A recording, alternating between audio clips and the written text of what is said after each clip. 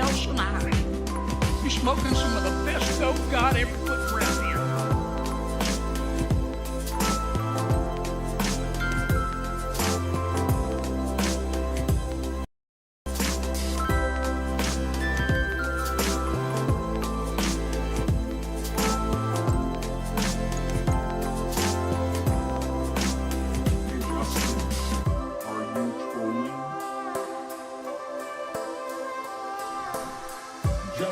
FREAKIN is a formidable voice in the culture.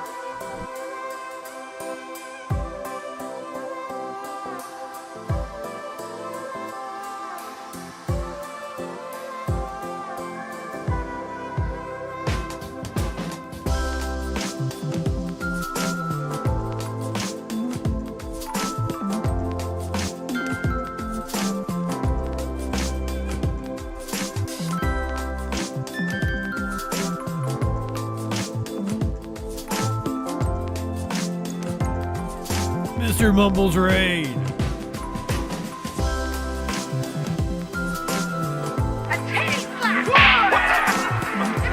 Come on now.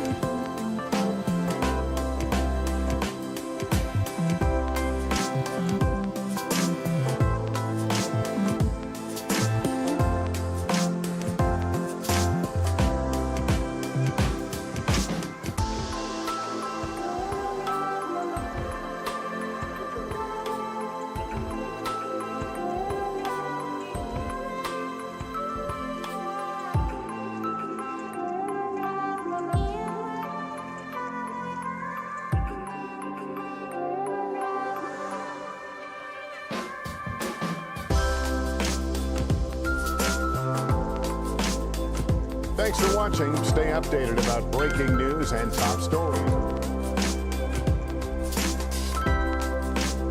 Good job, Lester.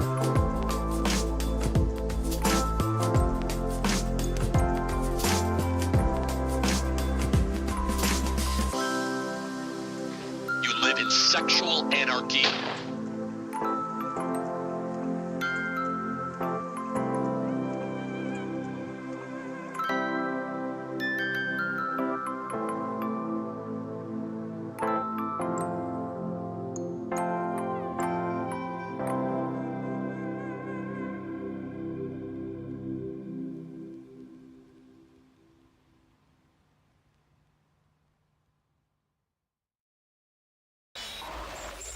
This is the Troll Patrol, live with Justin FREAKIN.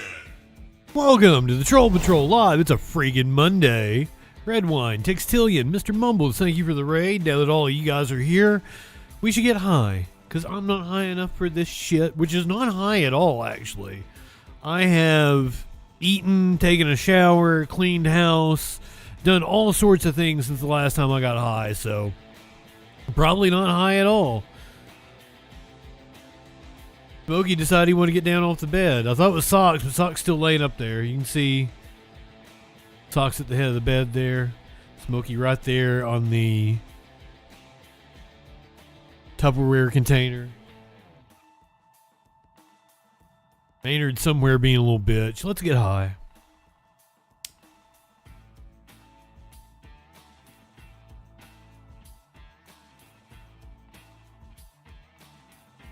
Really wanted to be able to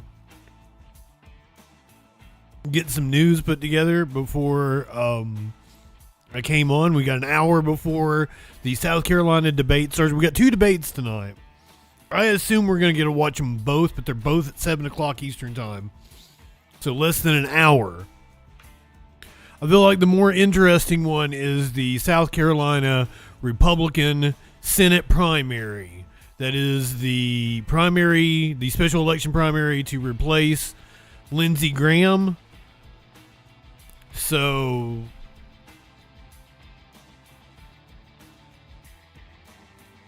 we got Darlene Graham. Yes, Smokey, lay down.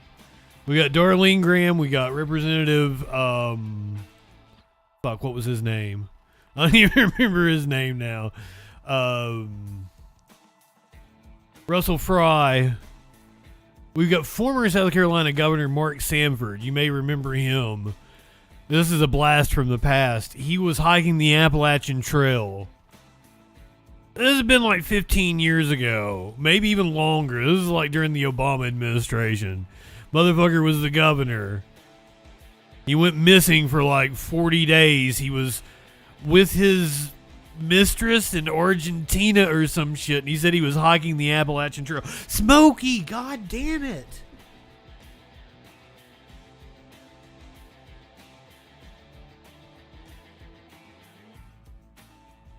I love that cat very much, but he desperately needs his claws manicured.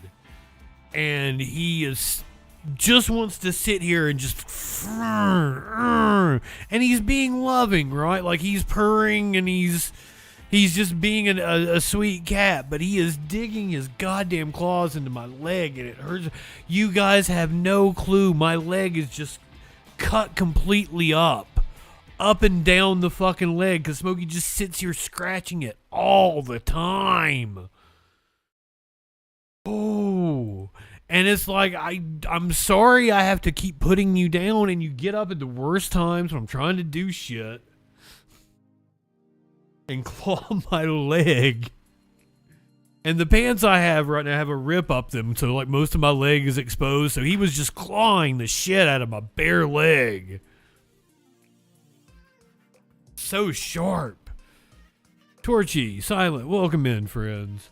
So we've got the South Carolina Republican Senate primary, special election primary debate coming up at 7 o'clock.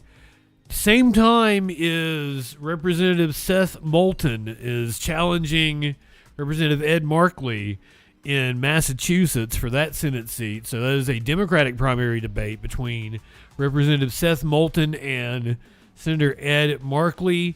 If I'm assuming it'll be available on YouTube, whatever, after we get finished with the other debate. There's a rare instance sometimes that we might not be able to access it, but if it is available, we're going to watch the Massachusetts Senate Democratic primary debate directly after the South Carolina Senate primary debate. Justin is not a scratching post. You can see my fucking chair. Look at my chair. Look at my chair. It is predominantly Smokey that has done that to my chair. I need to get him a new scratching post. He needs a new scratching post. He's had these boxes. He just destroyed the last one. So I need to give him a new one of these boxes, give him a new scratching post. But he had these, I can't remember what Curiouser called it. It's a thing specifically for a cat. It's a box built for a cat. And the bottom of it is all a scratching pad. And he tore that motherfucker. Like, It lasted a while. It lasted 3 months, 4 months, something like that. But he tore that motherfucker up. Oregon Gal, good evening.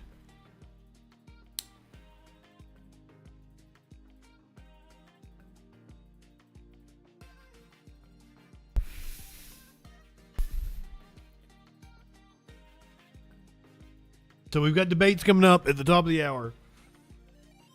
I wanted to have time to devote like a whole segment to Representative Max Miller. We'll do that tomorrow. I didn't have time to, because there's multiple. He put out a video last night. He's released audio of a phone call with his wife. He's denied beating his wife and his daughter. His daughter is the daughter of sitting Ohio Senator Bernie Moreno. It's a whole thing. Moreno fucking didn't take his daughter's side up until like last night. It is a crazy. If you thought Graham Plattner was bad, and we saw Republicans lose their fucking minds over Graham Plattner, Max Miller is far worse, and it's been known amongst Republicans. No, do not come up here. No, I'm sorry, buddy. No, go somewhere. I'm sorry, Smokey. I can't do it. My fucking leg hurts.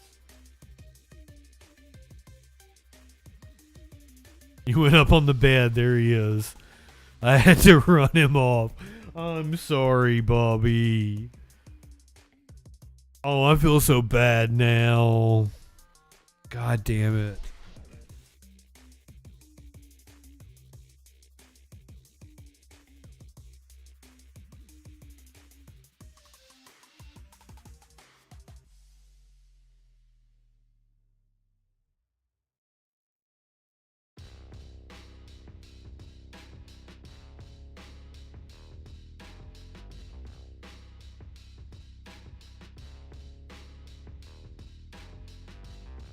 Really wanting to be lazy, aren't you, Smokey?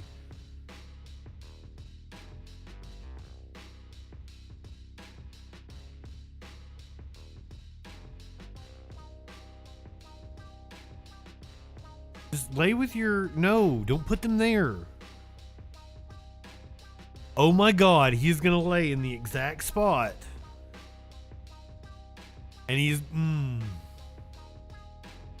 And you're going to put your claw exactly where you've been putting it. And keep fucking clawing my raw leg, aren't you?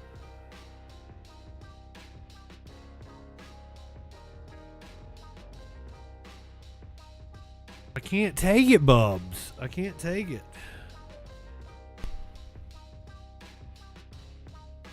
Lenny, good evening. Lenny, we will be doing your Senate debate after we do the South Carolina primary debate at 7 o'clock.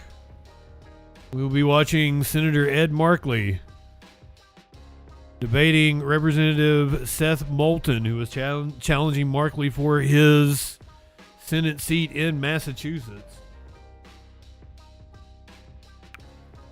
They're happening at the same time. We're going to watch South Carolina first. Then we're going to watch the Massachusetts Senate debate. Smokey!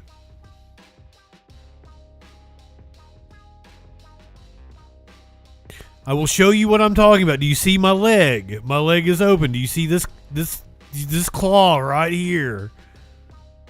This is what's going on. This is where I'm getting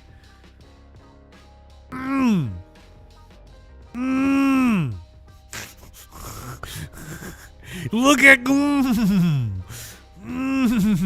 the pants. The pants might actually be ripped there because of Smokey. Oh, there you can see it. There you can see what he does.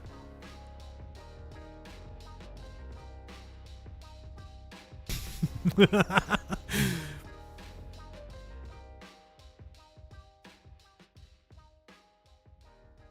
is what I have to deal with during the day. Notice I'm holding this one so it doesn't scratch the shit out of me. This is fine. He's up in the air. This one, if I didn't have a hold of it, holding it up in the air, it'd be right here on my leg. It is no fun. It's no fun. He's got such big paws. He's a slender, skinny, slim cat, but he is long as shit. And he's got like gigantic, like long arms. He's got long paws. He's got big old paws.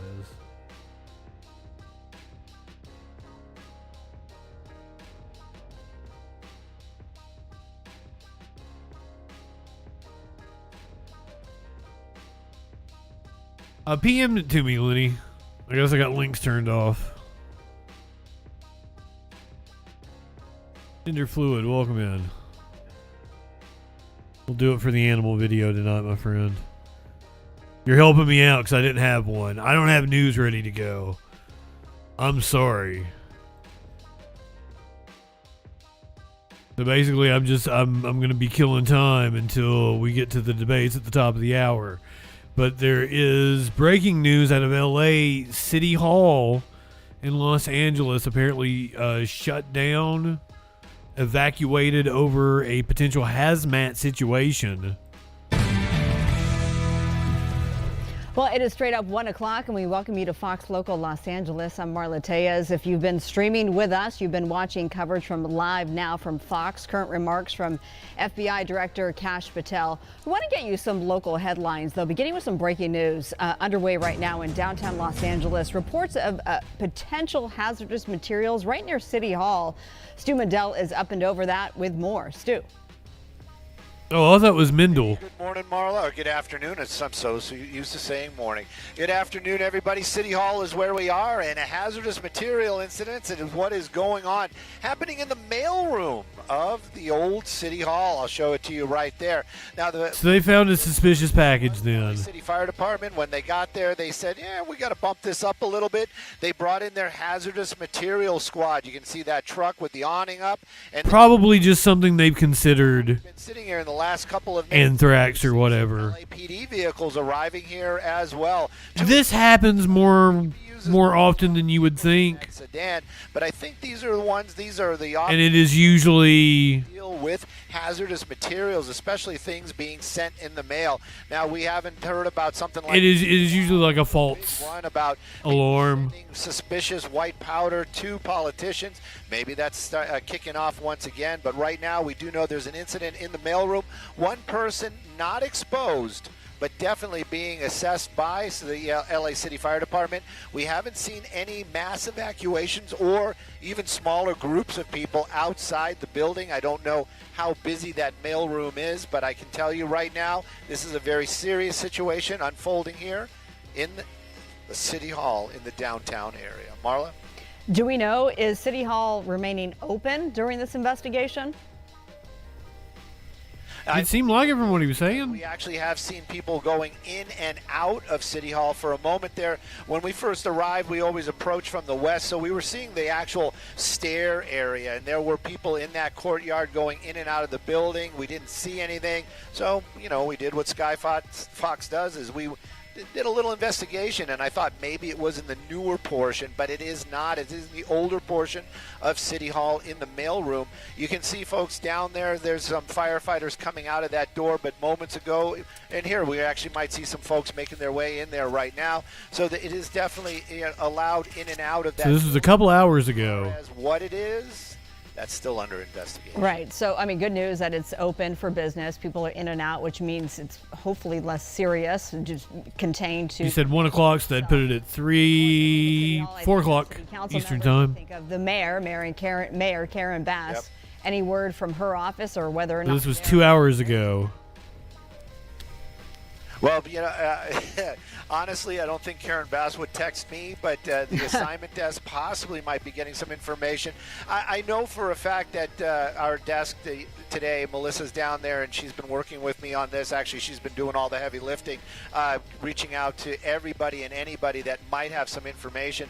Originally, the only thing we had was that LA City Fire arrived here, and there was a suspicious powder or something inside the building. Now we're getting a little bit more information about it being in the mailroom. They did assess one person who was not exposed to that white powder. And like I said, since we've been here, we've seen some law enforcement arriving here as well. So they're definitely going to be doing an investigation of what that is. And I don't know if we would actually even see them bring that powder out. I'm sure that it will be confiscated by LAPD and used as evidence. And of course, if it was something nefarious, they will definitely find, try to backtrack it and figure out who it came from and what that was all about. So just to reiterate for those folks hopping online just now, this is a breaking news situation in downtown Los Angeles. Reports of potential hazardous materials found in City Hall inside the mail room. LAFD got the call shortly after noon, 12:08 to be very precise.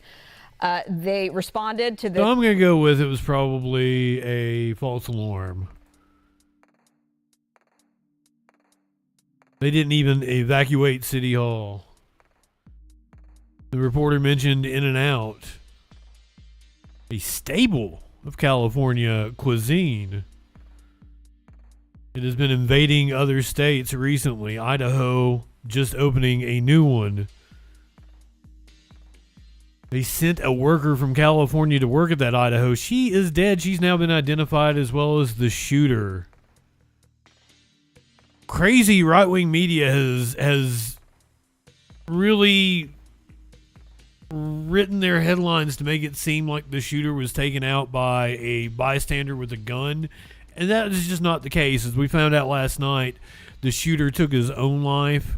They are attributing the bystander, the good guy with a gun, which is very rare, with possibly saving lives because he did distract the shooter and probably kept him from shooting more into passerby cars. Dragon Wizard, welcome in.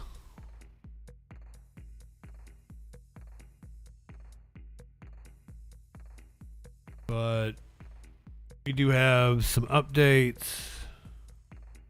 We start with new details about that tragic shooting outside an In-N-Out Burger in Idaho over the weekend. Police there say 3 people died and 7 others were hurt.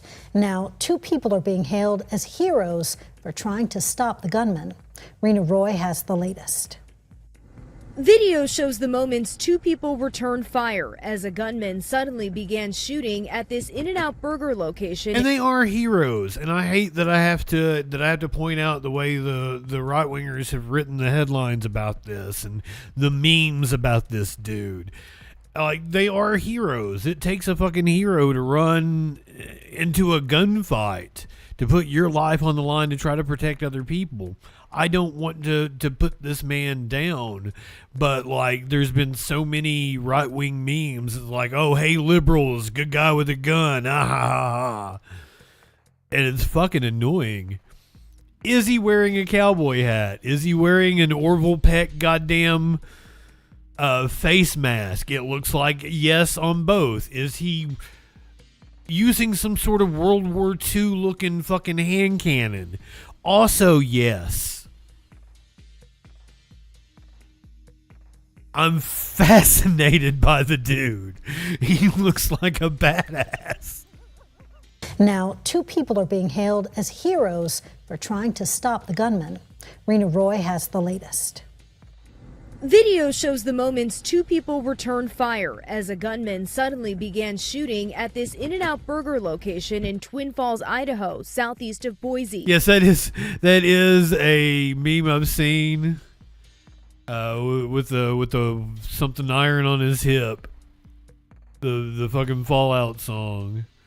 Shows the moments 2 people returned fire as a gunman suddenly began shooting at this In-N-Out Burger location in Twin Falls, Idaho, southeast of Boise. What's happening? What happened? What's happening? Shoot.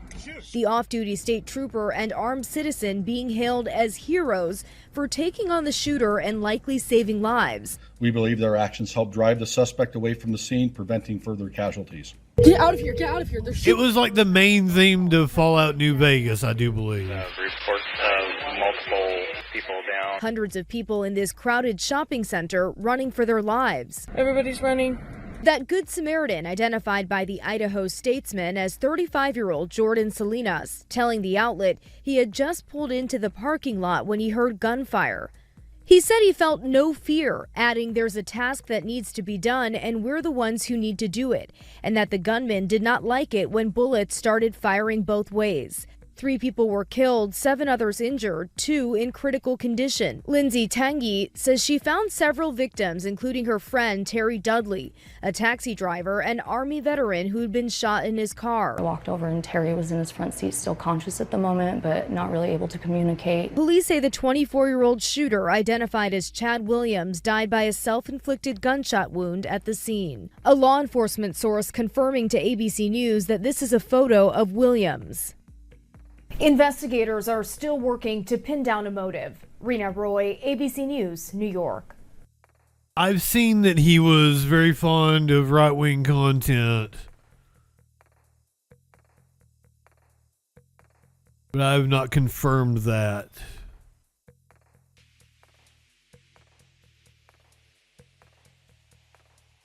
Let's go to Polk County, Florida. This happened overnight, early morning hours.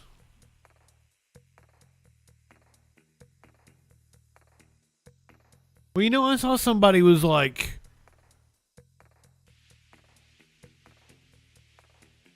this is how you prevent shootings being an open carry ball. And I'm like, but Idaho is an open carry state, and it didn't prevent the shooting at all.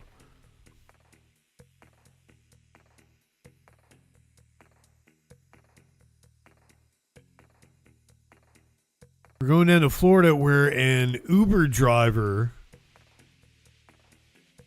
apparently rammed a cop car and then got his ass shot. This happened in the overnight hours. 10 Tampa Bay breaking news now. And that breaking news right now in Lakeland. The Polk County Sheriff's Office says deputies shot and killed a suspect. It happened this morning. All of it at the Wabash Shopping Center off US 92 in Lakeland. 10 Tampa Bay News reporter Eric Glasser live for us at that scene. Eric, that just wrapped up moments ago. Hey there, Frank. Yes, the sheriff says that this all started at about 7 o'clock this morning when one of those automated plate readers got a hit on a vehicle. In fact, you could see that vehicle. It's behind me now. It's that dark-colored SUV there, and they say that that vehicle... Fuck your plate reader. ...suspect who deputies say was wanted on a violation of probation warrant. Now, investigators say the deputies found Larry Ronaldo Riles, he's 46 years old, sitting in that dark blue Chevy Captiva outside the shopping center after he had backed into a parking space, apparently, they say, trying to conceal his license plate. Deputies say that they blocked the SUV in. They repeatedly ordered Riles to get out. Instead, Sheriff Grady Judd says that Riles refused to comply, slowly drove forward, forcing deputies to break out the vehicle's heavily tinted windshield in an effort to take him into custody. And investigators say Riles, who had that outstanding warrant for violation of probation, then rammed a patrol vehicle while trying to escape. He then, they say, reached into the back seat and grabbed what appeared to be a 9mm handgun that had been reported stolen from a vehicle in Lakeland back in June. Now, Sheriff Judd says that deputies at that point fired before Riles could point the weapon at them. Okay, so Judd said something hilarious at this press conference, because of course he did. This motherfucker says something hilarious every time he speaks. Is the news going to play it, or are they going to make me go get the actual press conference and play it myself? Weapon at them. Larry Ronaldo Riles today asked to be shot, and we obliged him. These deputies didn't come to work today wanting to get into a potential gunfight, but they were trained and they were ready, and they're going to go home safe tonight, and Larry chose that. Oh, they didn't play it. The sheriff says that the deputies immediately tried to... I could have sworn they would play that clip. They had to cut it down. He talks a lot. Okay, here we go. Let me get the full news conference here. This motherfucker.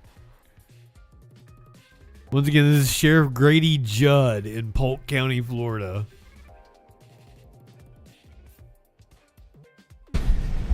We cover him often because he's quite often saying something fucking stupid. He had seen us in the area, apparently, and he backed in so we couldn't see his tag number in front of the subway that we're in front of now. But the deputies found him. There were 3 deputies, and they blocked him in. When they blocked him in, they got out, and they told him to exit the vehicle several times, and of course, he refused. Then he started rolling forward. So they broke out his windshield, which was tinted very darkly. So you have his windshield colored tint on this vehicle where it's difficult to see in.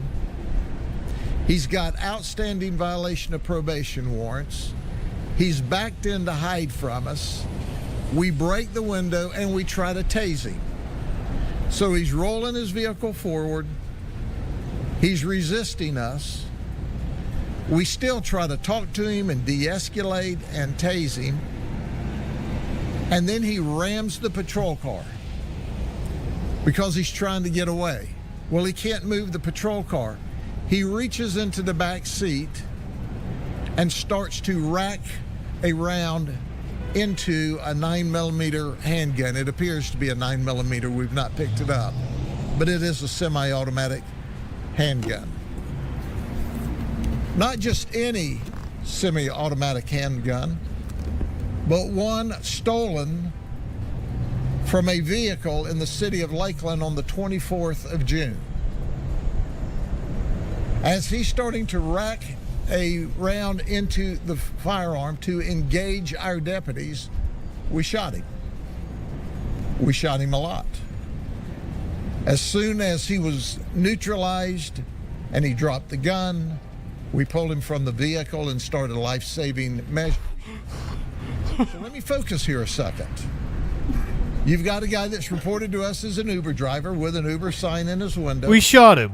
We shot him a lot. Stolen vehicle and a criminal history, on probation, driving around the city. We try to peacefully take him into custody and he resists. We try to tase him after we knock the window out because he won't lower the window, and he rolls forward and then tries to ram the vehicle. After he rams the vehicle, then he reaches into the back seat, pulls out his firearm, and is preparing to engage us in a gunfight. We were quicker than he was. There's the quick and the dead. And the suspect's dead because we saw this firearm and protected ourselves. I would like to identify the deputies to you today, but there's just been a new law passed that says I can't release their names for 72 hours. The investigation is ongoing, but here's what we know. He seems upset about that law. He was arrested years ago.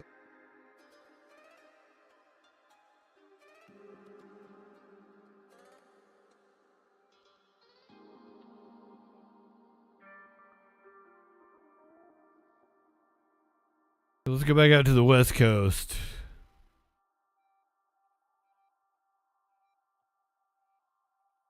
Apparently a hit and run led to a police chase. This is in the Marina del Rey area.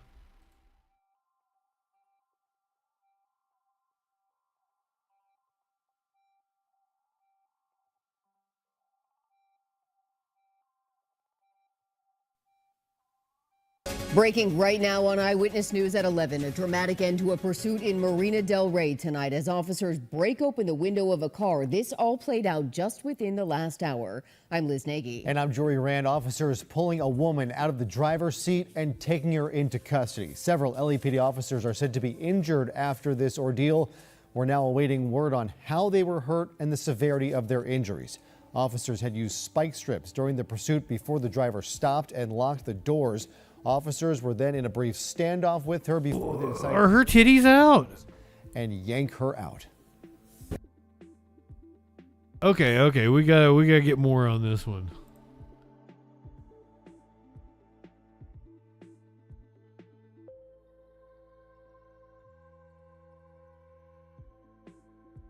This is an update. We've got more video of the chase.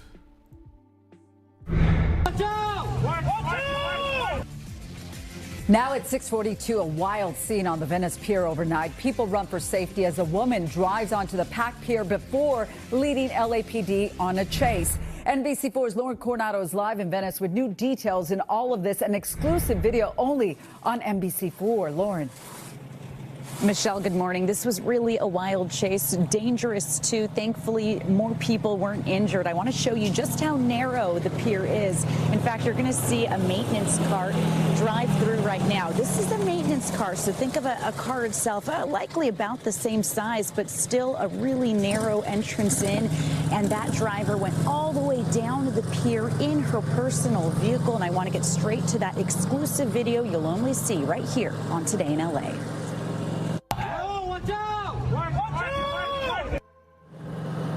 You can hear people screaming and you see them rushing out of the way as that driver speeds down the Venice Pier. This was around 10 o'clock last night. Daniel Lopez sent us this cell phone video. He says he was fishing on the pier with his son and that quite a few other young children were in the area too. It was extremely traumatizing for me, but you know, everybody was trying to yell. If you hear in the video, it was trying to get everybody off the pier and do the best to communicate. My biggest fear, because she was flying through that walkway.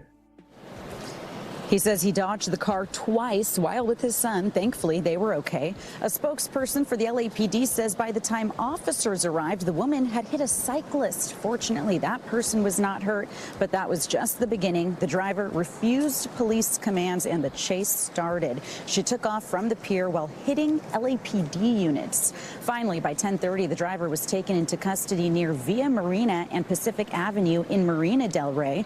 Police say the woman was likely, or will likely, I should say, face assault with a deadly weapon and DUI charges. In fact, NBC4 investigates. Was she intoxicated? PD, the driver had okay, DUI charges, so yeah. The legal limit. I also. Oh, okay, there we go. Weapon and DUI charges. In fact, NBC4 Investigates has learned from the LAPD the driver had a blood alcohol level twice the legal limit. I also want to mention 2 officers were injured. One says he hurt his back during the pit maneuver. He hurt his back while breaking the driver's glass. We're working to find out how they're doing right now. Back out here live, I want to show you there are these small areas on the pier. You can see where that water fountain is right here. Daniel, the man you just heard from, says that a lot of people were rushing into these areas because this was the only spot you could find safety, just right here along the pier. He says a lot of people were rushing here.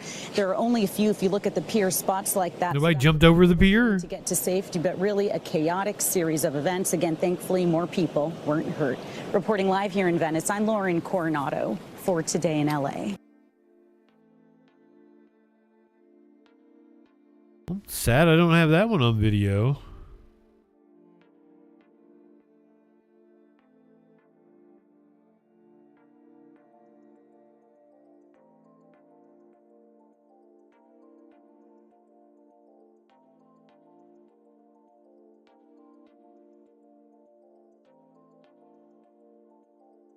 Let's go to Arizona.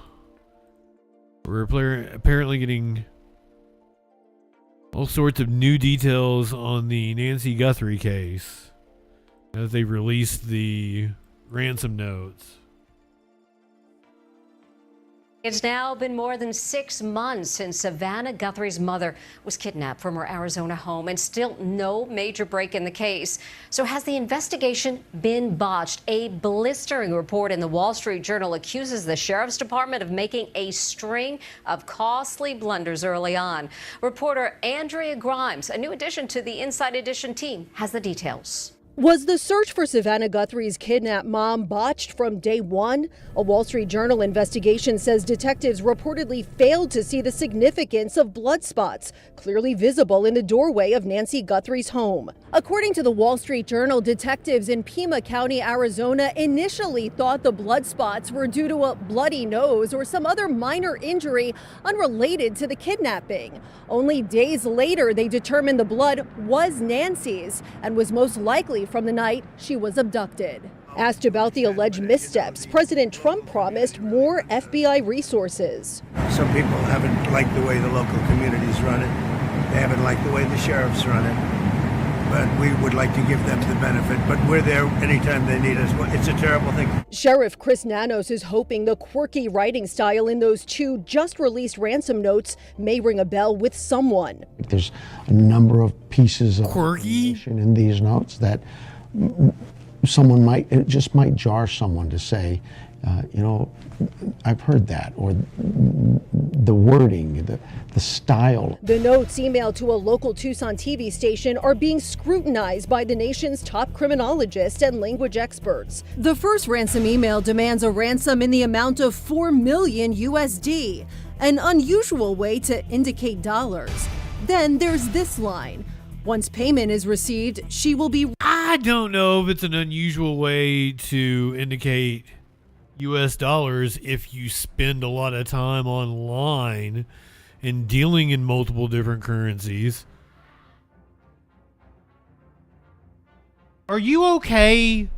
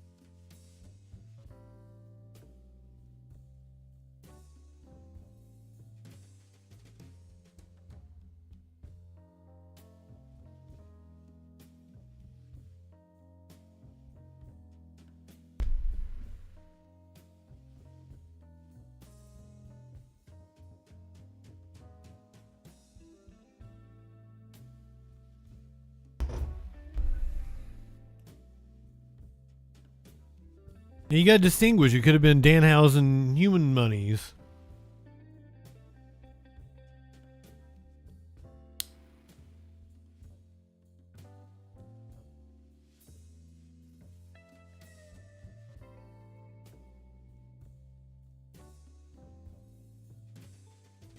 Sports cards. Libertad. It's been dead. Soup. Welcome in, friends. Clinically. Leftist. Good to see you all. T minus. Marty. Hello, friends. Working Gal, I thank you for the resub.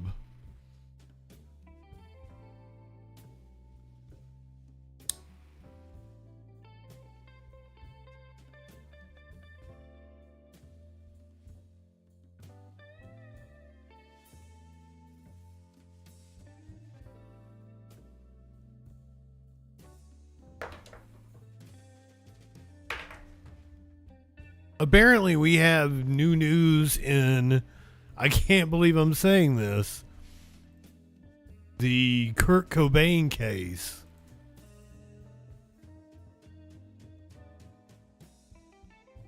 I also have Tupac news if you want to do that. Might as well, right?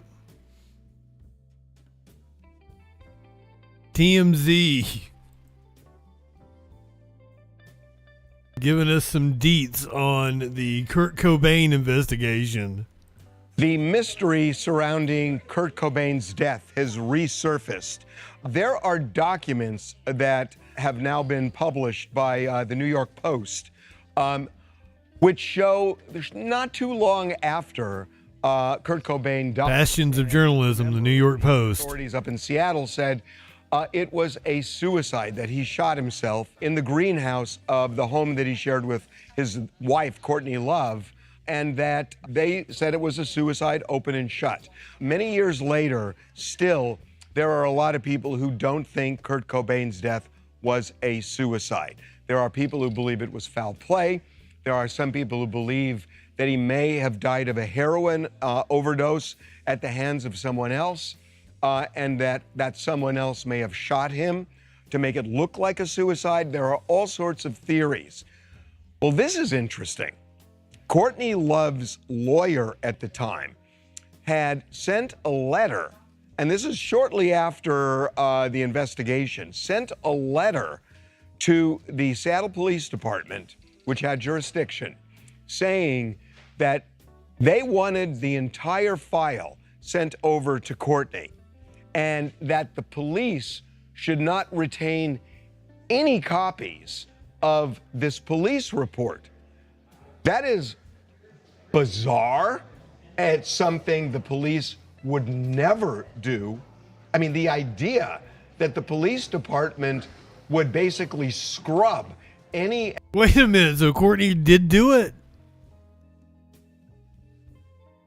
No fucking way. No fucking way.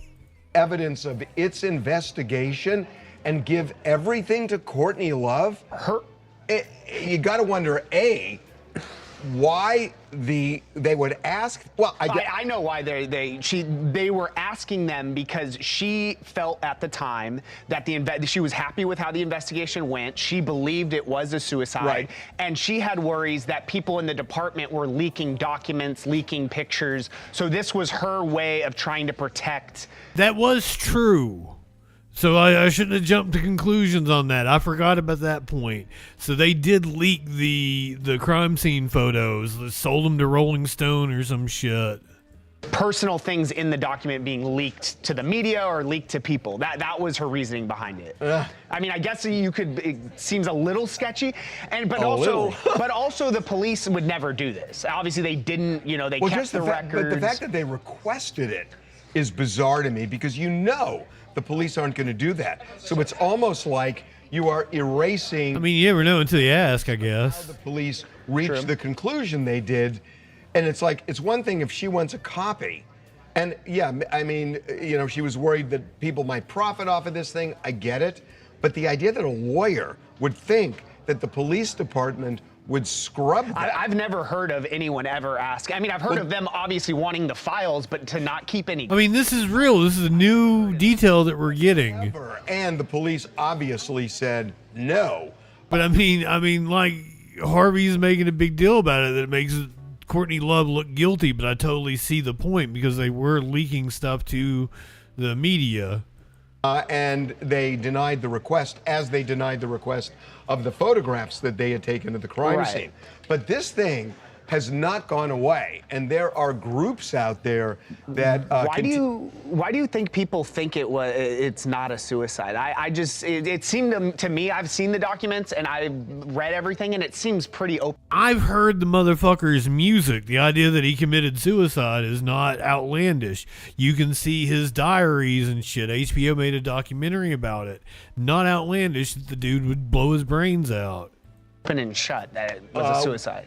It is an interesting read if you start looking at some of the holes in this case that people have raised. Yeah, our chat is saying they got really into like conspiracy theory videos, documentaries about this. This is what is causing the conspiracy theories. No, to some extent, but I'm telling you, if you read some of this stuff, there are unanswered questions in this case. Yeah. It smells like a lot of conspiracy, and you just got to wonder, what is the reason for this ongoing dialogue that's been happening for, gosh, the guy's been dead for over 30 years. And my heart goes out to Courtney and even his daughter, who really didn't even get a chance to know her father.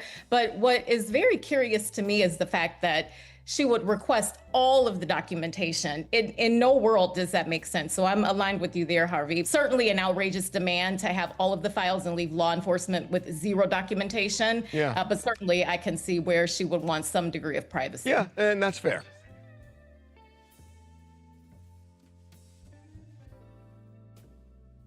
I mean, as long as we're dredging up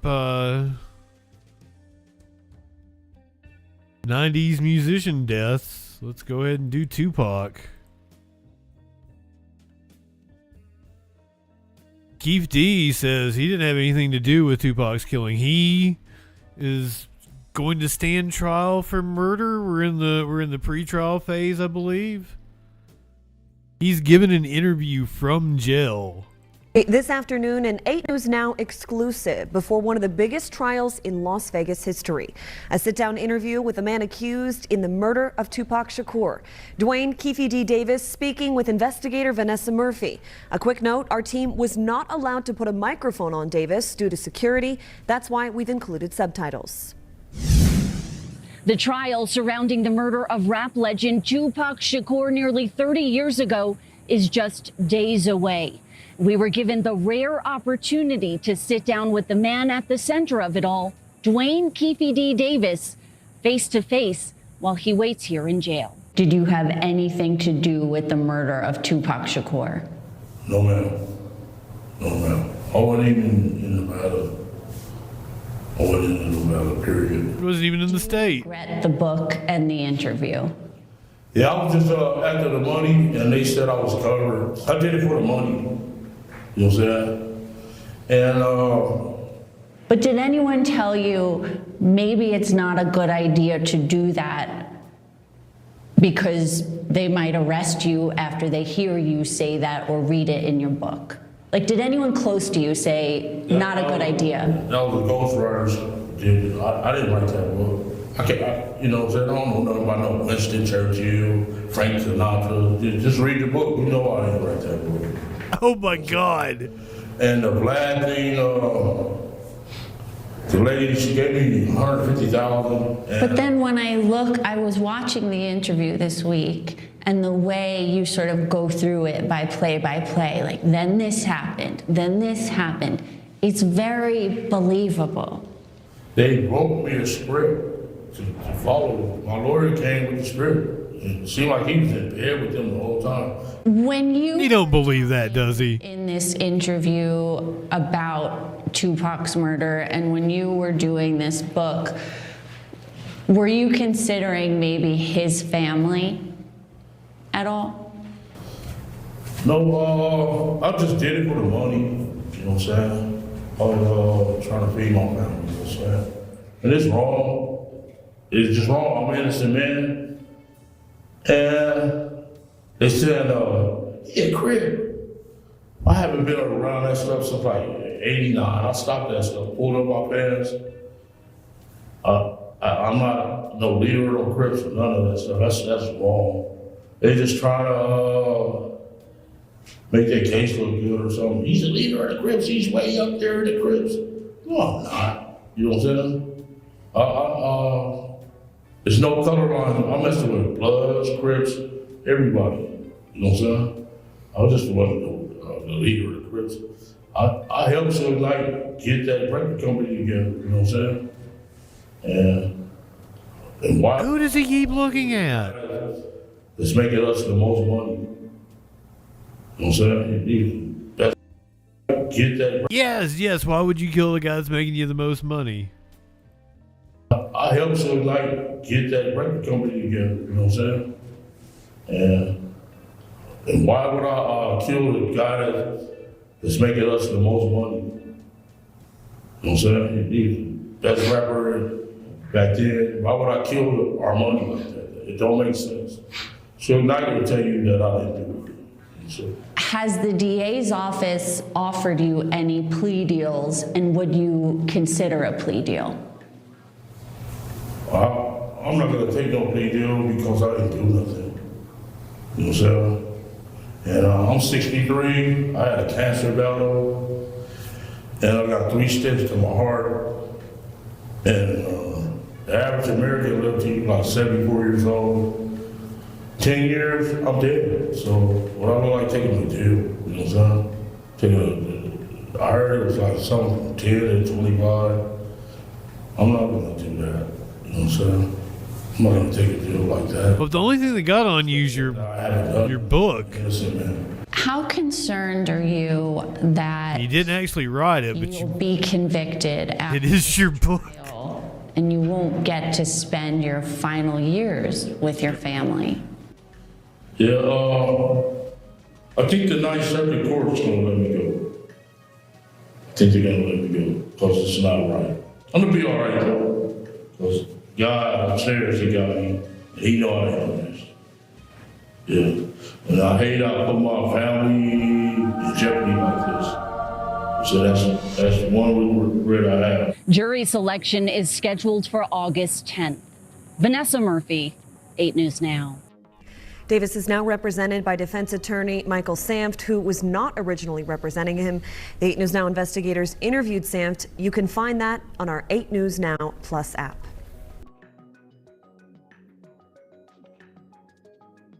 I guess since we're doing 90s musicians.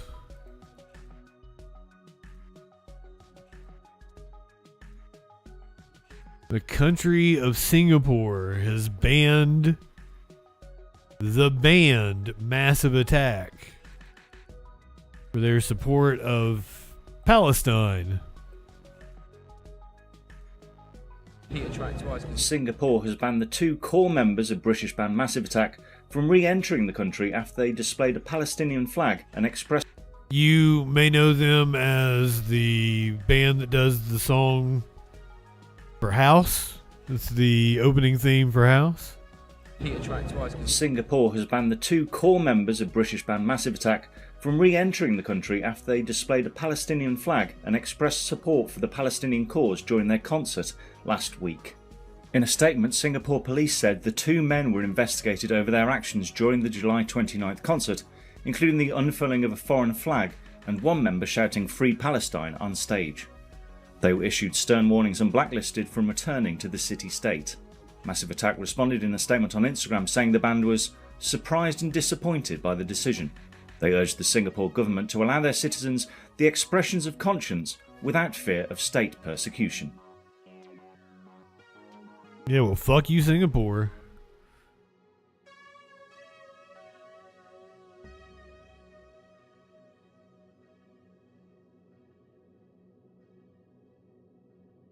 So we're about 5 minutes from the South Carolina Senate primary debate. This is Darlene Graham.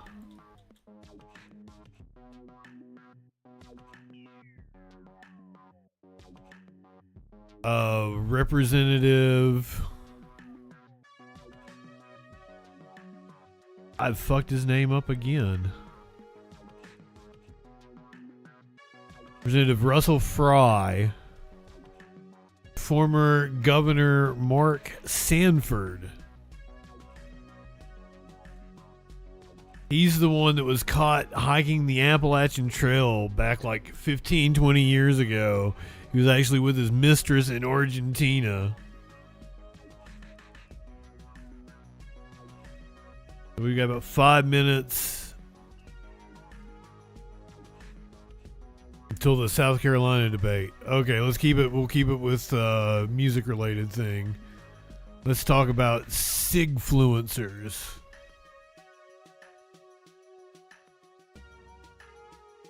One of my favorite musicians, Charlie XCX. One of her newest videos, she's just got like a pile of cigarette butts. It's apparently a new trend, sigfluencers. Dua Lipa, Jeremy Allen White, Charlie XCX. What do they all have in common? They're all cool. They're holding something called a cigarette. It's been a while since cigs have been in the limelight, perhaps thanks to all the data showing they're very bad for your health. Now, images of celebrities smoking, spreading because of accounts like sigfluencers. And despite a constant drop in use among adults over several decades, the habit, or addiction, is lighting up social media. Here is a list of cigs that do not count. I'm a sigfluencer. Me toxic, call me old-fashioned, I don't care. I love to see that cigarettes are coming back in style. We reached out to these content creators and sigfluencers for interviews and did not hear back. But it's not just social media. Cigarettes gracing the covers of glossy magazines again. It might remind you of a different era, when Hollywood and the advertising industry, fueled by tobacco company money, glamorized cigarettes for decades, even satired in the movie Thank You for Smoking. The message Hollywood needs to send out is smoking is cool. Come to where the flavor is. Come to Marlboro country. But towards the end of the last century, those ads replaced by these. We're going to leave this here for you so you can see what 1,200 people Those ads were stupid too. actually look like. The smoking rate for U.S. adults dragged down some 73% since 1965. thanks to a number of factors. It continues to go down. I don't think it's going back up. TV starting in the 70s, a major tobacco lawsuit and settlement as a massive public health costs of smoking-related diseases like lung cancer were seen, and new laws against smoking in some public places, all contributing to the decline. I struggled with depression for years. I thought I needed cigarettes to cope. But then I started losing my teeth. A long-running ad campaign by the CDC called Tips from Former Smokers and Others Like It, funded by the Big Tobacco Settlement, showed the real-life consequences of smoking: gum disease, throat cancer, surgeries, and voice boxes. Get used to eating only soft foods. The CDC estimates its ads help more than 16.4 million people trying to quit smoking and save some $7 billion in smoking-related healthcare costs over the years. But while cigarette use declined, vaping and pouches surged. E-cigarette use up 567% among high school students from 2011 to 2022. Yeah, that's the thing. According to the American Lung Association. And nicotine pouches spiking in popularity, almost quadrupling in the last 4 years. The FDA recently allowing some to be sold with labels saying they're safer than cigarettes. Getting outside and smoking a cigarette with your friends is better than frying your brain on social media. As young people are more exposed to nicotine products, they're likely seeing fewer ads against. You don't have to smoke to go outside with your friends. Shut down late last year after just pointing that out. Sweeping cuts to the CDC's Office on Smoking and Health. Also pausing what anti-smoking groups say is critical funding to state tobacco control programs across the country. We reached out to the White House and the CDC for comment and have not heard back. 20 mostly blue states are suing to block those. I quit about 20 years ago, or 10 years ago. The Department of Health said many personnel cuts at the FDA have been reversed, but no mention of the CDC office that runs tips. I smoked for about 10, 12 years. Go outside in the cold and warm myself up with a cigarette. It's all breathing new life into an old habit that won't seem to die. Dr. Akshay Syal, NBC News. We thank you for watching, and remember, stay updated on breaking news and oh, shut up, Tom Llama. Or watch live on our YouTube channel.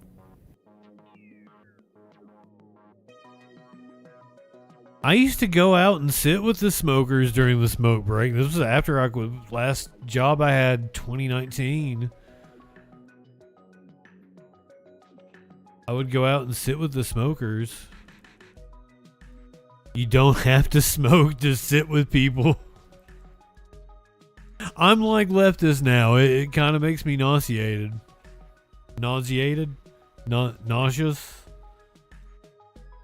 It fucks with me.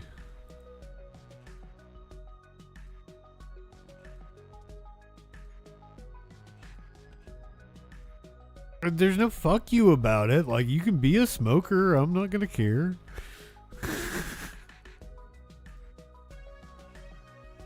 I don't mind that you're a smoker. I hate that, like, because I used to be a smoker, I hate that. I think this is the right feed for the debate.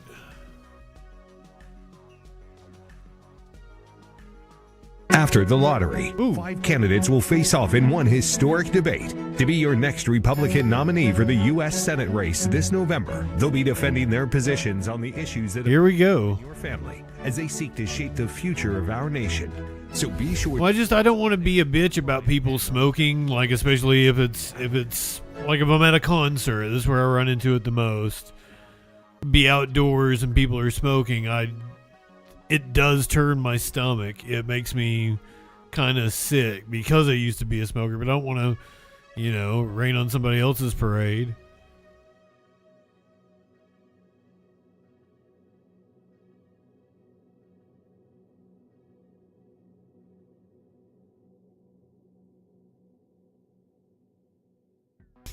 I don't know what's going to go on here. We also have Congressman Seth Moulton debating Senator Ed Markey, running for Ed Markey's Senate seat. We should watch that right after this debate. As long as it's available, I assume it will be.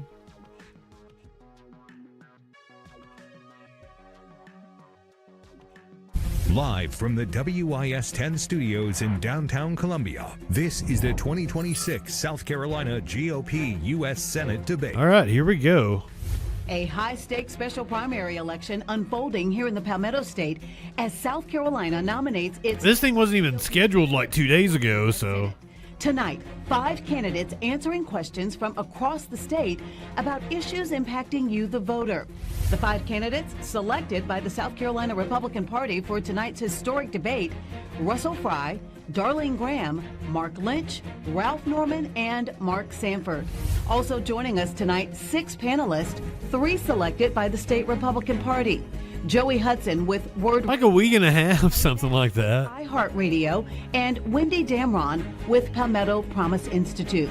Also joining us from our South Carolina Grade. But they got to move fast because Lindsay was running for re-election Harris with in November. In Charleston, and Eric Weisfeld with WMBS. So this debate is to see who's going to take his place And good evening, everyone. on the ballot. And I think that election's on like August 9th or something. In South Carolina, the 5 candidates participating in tonight's debate were selected by the state Republican Party based on an aggregate of early polling data. Candidates, thank you all for being here this evening. You've been provided the rules for the debate this evening. We'll cover as much ground as we can. As you know, your responses will be timed. We'll start with opening statements in according to the order that the polling is revealing in the latest numbers, and that's going to be from lowest to highest. That means, Mr. Sanford, we start with you. The floor is yours for 45 seconds.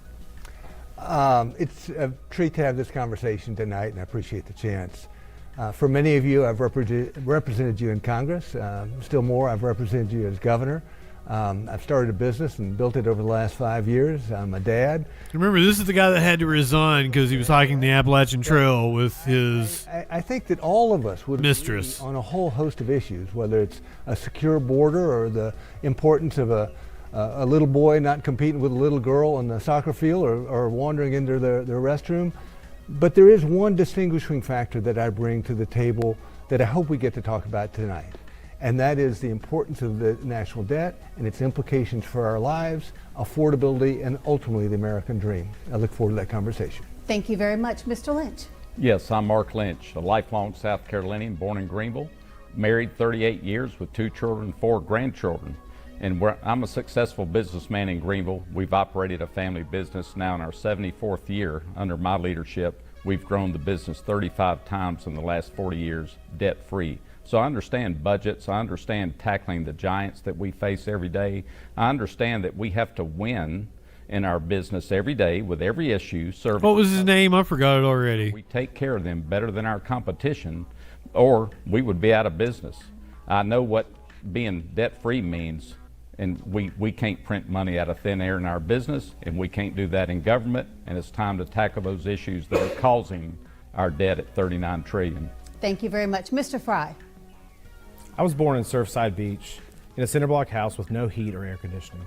My parents worked hard for every single dollar, teaching us the values of hard work, faith, and personal responsibility. I know what it's like. As Representative Russell Fry, we've seen him in Congress a few times. Many families across South Carolina are wondering. He's got pretty eyes. Fill up their gas, how they're going to provide groceries for their family, or even afford a home.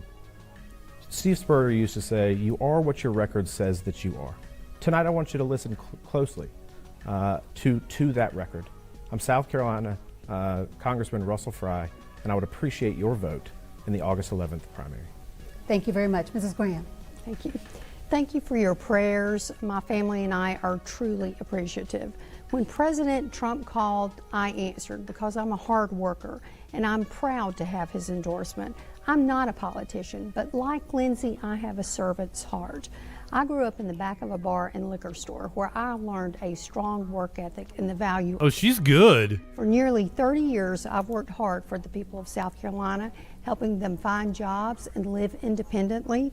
I managed an agency with 130 employees and a $90 million budget.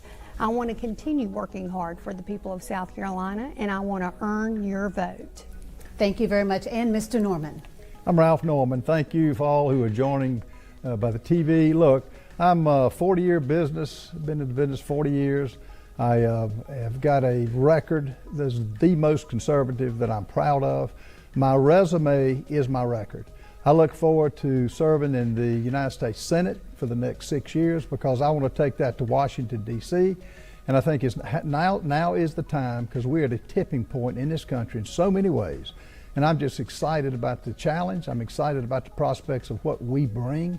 And it's going to be a new day, and for a great state like South Carolina, we can take that on to the rest of the country. Thank you.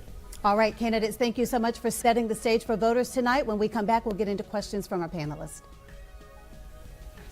Come back. We just got here. You're already going to take a break?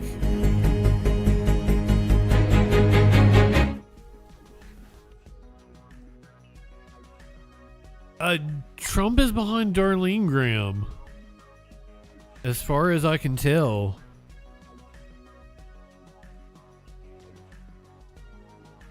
He recommended that she take Lindsay's seat, and judging from her opening statement, I think she's going to slide right into politics real easily.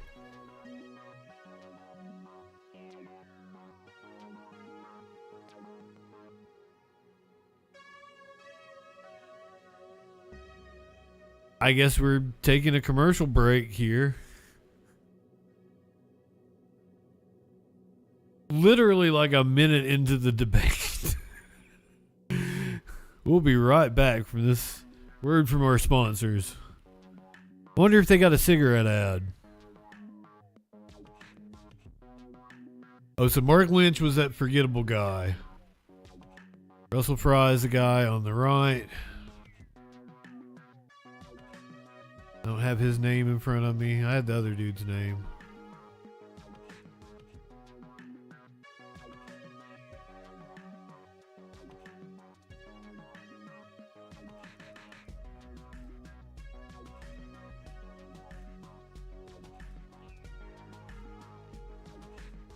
So, Mark Sanford. This is Ralph Norman. Mark Lynch, Russell Fry. Mark Sanford, Darlene Graham, Ralph Norman, Mark Lynch, Russell Fry. Those are our participants tonight.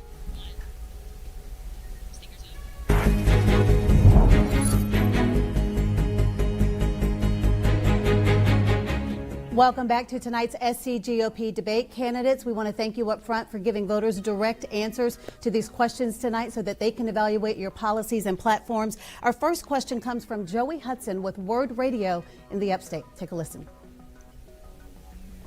President Trump remains a dominant figure in the Republican Party.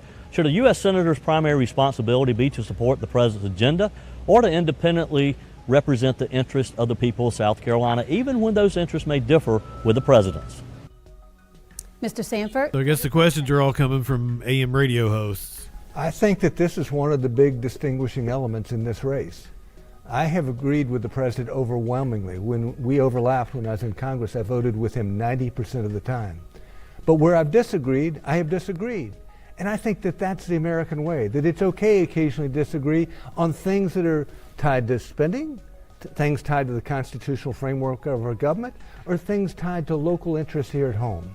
That is what I did during our overlap. And so I think it's both. You need to watch out for the guy who's running point, but you got to watch out for folks at home. And that's where I think there's real distinction between myself and several folks on this dais in terms of where we've stood on that front, for instance, on the authorization of war. Mr. Fry, where do you stand on that question? I think the short answer is yes. The president was elected to be our commander-in-chief. Over 80 million people supported him in that endeavor. He is the coach. And I think in Congress it is frustrating for our conservative voters to constantly see people grandstand and jump up and down and oppose him. The president has always had an open door policy. When you disagree with him, he has an open phone line. I think it is really important as we face Marxism in this country, the radical left moving into Congress and winning some of these nominations. Ask Nancy Mace what happens. They elected us to do a job. They elected you call them on that phone line. They elected us to cut your taxes, to rein in this out-of-control bureaucracy, and they expect us to get the job done, not grandstand, and not get in the way. Mr. Norman, same question. Yeah, if you look at what President Trump did when he took office, the thoughts of Kamala Harris were completely radical. What the president's done, I like his agenda. You think you just fell out of a coconut the tree? America First agenda, to secure the border, cut the taxes, make sure our military is peace through strength. So he set the right course. And he has he likes people who can disagree with him. And the fact that he has done such a great job, and I just think he has, but you can disagree with him. He loves competing ideas. That's how he makes the final decision. And typically it's the right decision. Mrs. Graham, how would you reconcile differences between the president's agenda and what's best for South Carolina? To me, this one's simple. I completely support the president's agenda. I'm 100% behind him.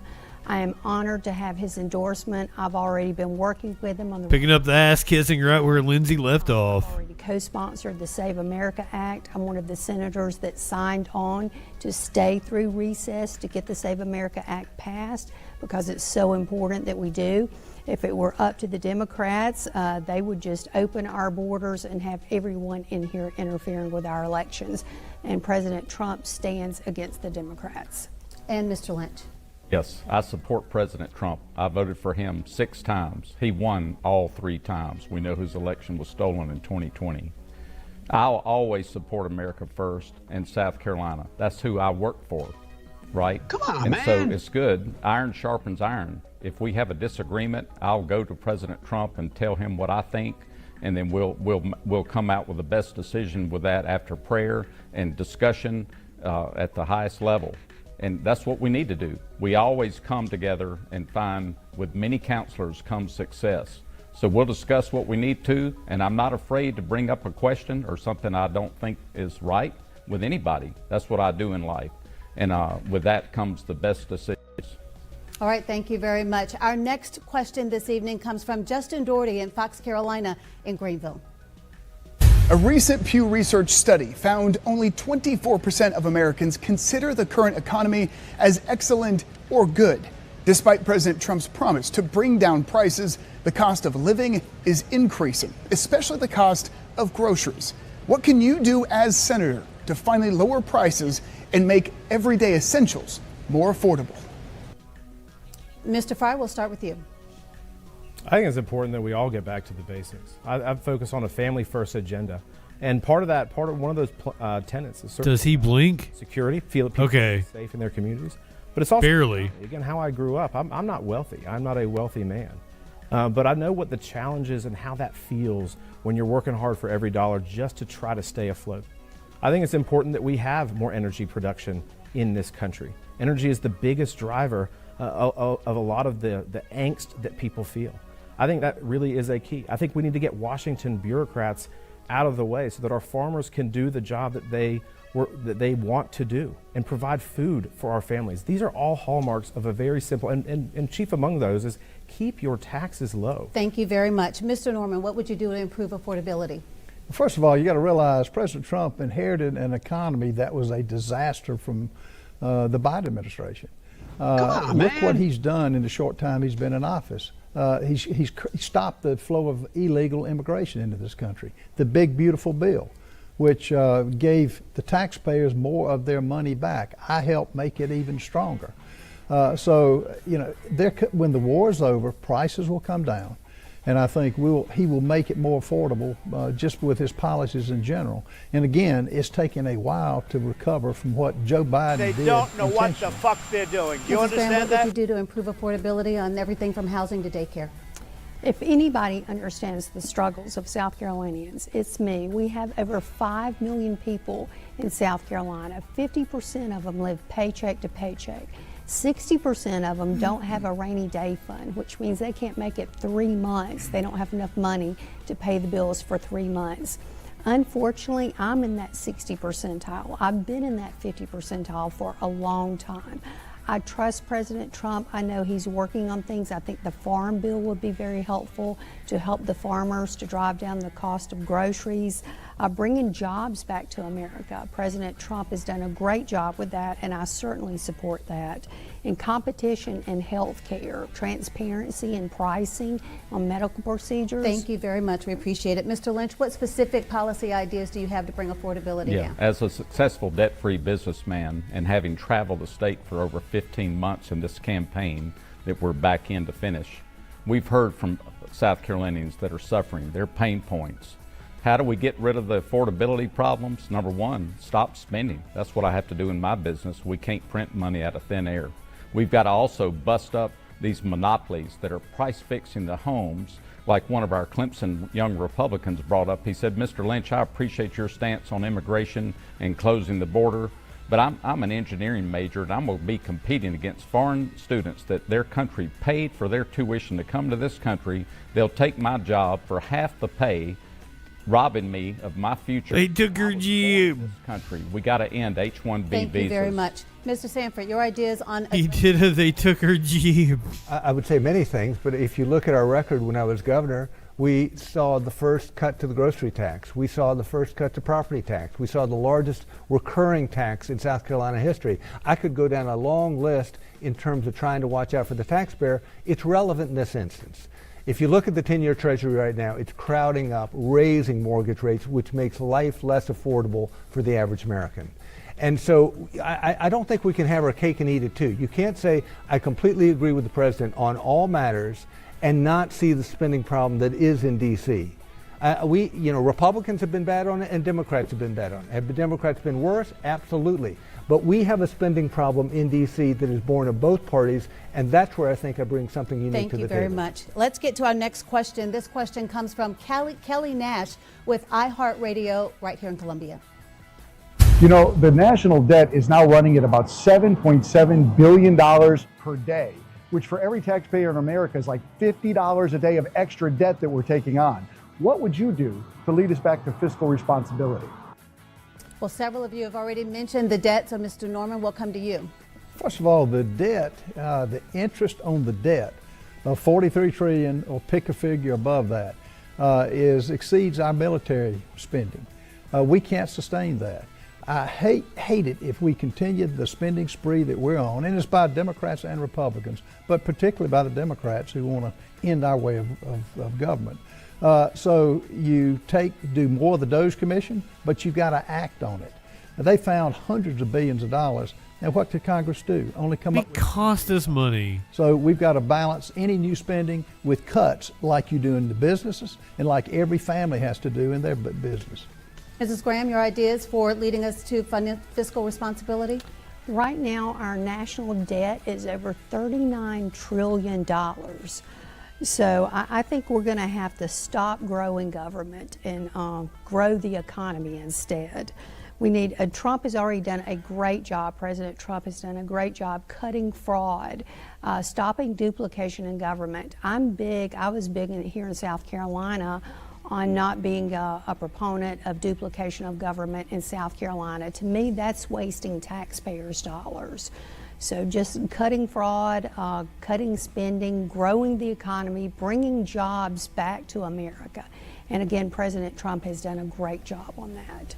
Well, Mr. Lynch, President Trump did promise to cut the national debt, but as everyone has pointed out, it's been escalating. So what's the problem and what's the fix?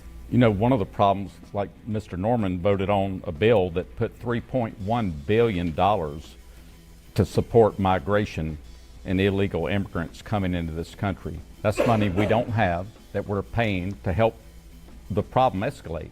These immigrants, illegal aliens that are coming in here, 50 million legal immigrants are here, and 70% of them are on welfare that we're all paying for. We're paying for the demise of our debt to grow and grow and grow, and nobody's attacking the problem at the root level that's causing it.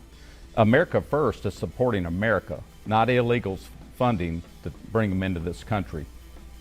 Thank you very much. Mr. Sanford, you mentioned this in your, Mr. Norman, did you want a 30-second rebuttal? Yeah, Mr. Lynch, I've been voted the most conservative member of Congress ever since I've been there.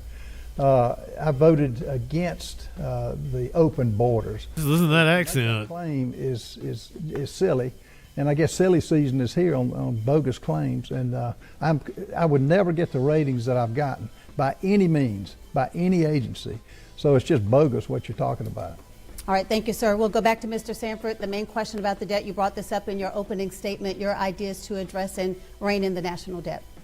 It goes back to rolling up the elbow, the sleeves, and elbow grease. I mean, this is what... Roll up your elbows. We held the line on government spending during the 8 years I was governor, as no governor has before or since.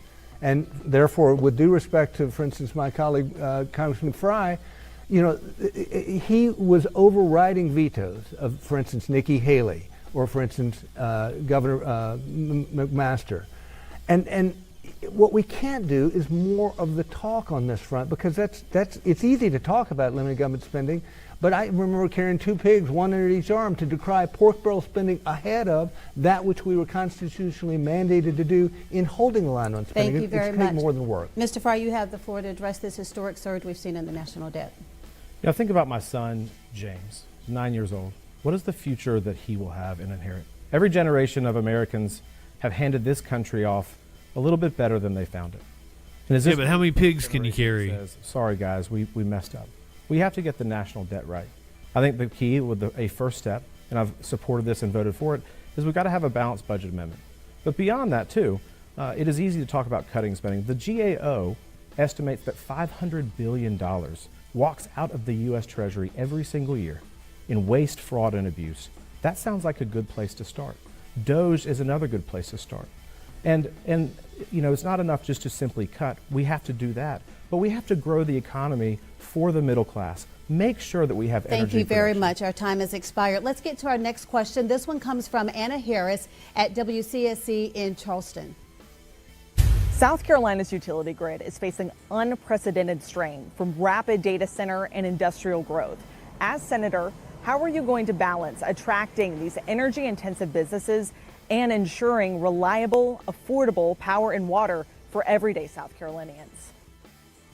Mrs. Graham, we'll start with you. The president recently made the statement that communities around the country need to get with the program with data centers if we have certain protections in place. Do you agree with him, and what does that look like under your policy? Get with the program with data centers. We can't let China get ahead in this technology competition. They can't control AI. They can't control technology. I think we need. Oh God, we're doomed here. And I think the tech companies should build the power plants to supply the data centers, because that way it doesn't drive up utility costs for the average American or the average South Carolinian. Now, you know, the Democrats, they don't want the data centers because, you know why? Because they don't like the noise of the data centers. But we have to remain competitive against China. One of the many reasons. That's just a fact. Mr. Lynch, what makes sense to you in terms of balancing data centers with the need for affordable power and water? Yes, data centers have become a big issue as I've traveled the state.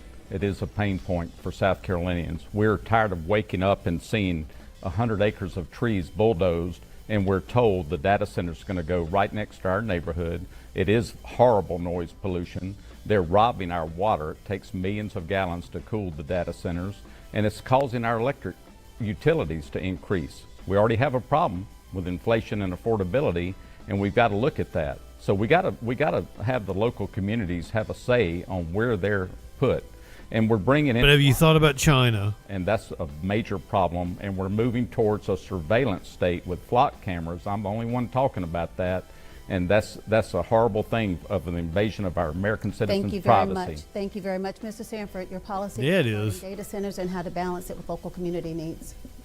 Yeah, I mean, I think it's a twofold answer. I think at the national level, you need one piece of legislation that gets us in line in looking at the ways in which the United States is going to compete with China. We cannot fall second to China on this front.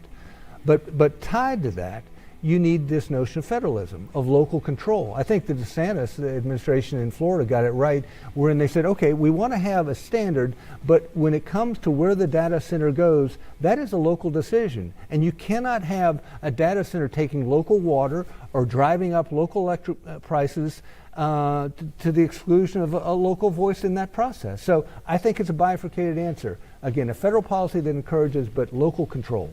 Thank you very much. Mr. Frye, the president recently said that smart communities are begging for data centers. Do you agree, and what do the protocols and guidelines look like in your plan?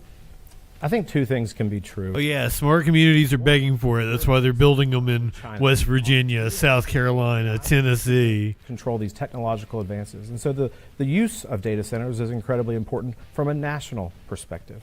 But also, too, people are concerned, and rightfully, data centers aren't meant for every community. If they're right for a certain community, then they should have one. If they don't want one, then they shouldn't have to be forced to swallow that. And so President Trump's agenda on this is quite clear. Data centers must pay their own way in power. They must pay their own way in water. They can't be noisy and have noise pollution. They need to make sure that they are not onerous, but they've got to have the least amount of footprint possible, and make sure that they're not sucking up the resources that our citizens enjoy. Thank you very much. Mr. Norman, your stance on data centers in South Carolina. Data centers are going to have to explain the amount of water usage, the electrical usage. Each community is going to have to take ownership in it. You can't just let them run wild. As far as our utility rates, the monopolies are controlling it. We have the calls that I get from that single mom, from that business owner. The utility rates are skyrocketing. Nuclear energy is the wave of the future, but it's got to be done in an educated way. In South Carolina, we have a problem. Nuclear. Public-private groups getting involved with our energy. And we've got to make sure that it's affordable, and before any public dollars are spent, we know where it's going. All right, thank you very much. Let's move to our next question. It comes from Wendy Damron with the Palmetto Promise Institute. Many of you have expressed support for the SAVE Act. Yeah, I'm not high enough for this. Majority Leader John Thune says Republicans do not have the votes to overcome a filibuster or change Senate rules to pass it. If elected, what is your realistic path to getting the legislation enacted? All right, Mr. Lynch, this time we'll start with you. And just to reiterate, the question is, what is your realistic path to getting the legislation enacted? Yes, we've got to have a SAVE Act, and it's a shame we have to have it with all the illegal aliens that have come into this country, with 40 million illegals here under this mass deportation exercise. So we absolutely have to have an ID and proof of citizenship. If you can get this dude to stop fear-mongering about immigrants. SAVE Act. It doesn't need. He's actually had some sensible shit to say. They're sneaking in. We had the NDAA connected to that recently, and that passed in the House, and it came out from the government that we passed the SAVE Act. Well, we can't merge our military intelligence with any other foreign country and give them all of our secrets. That's losing American sovereignty in our country that we have to protect. That's America first. Thank you very much. Mr. Sanford, your position on the SAVE Act.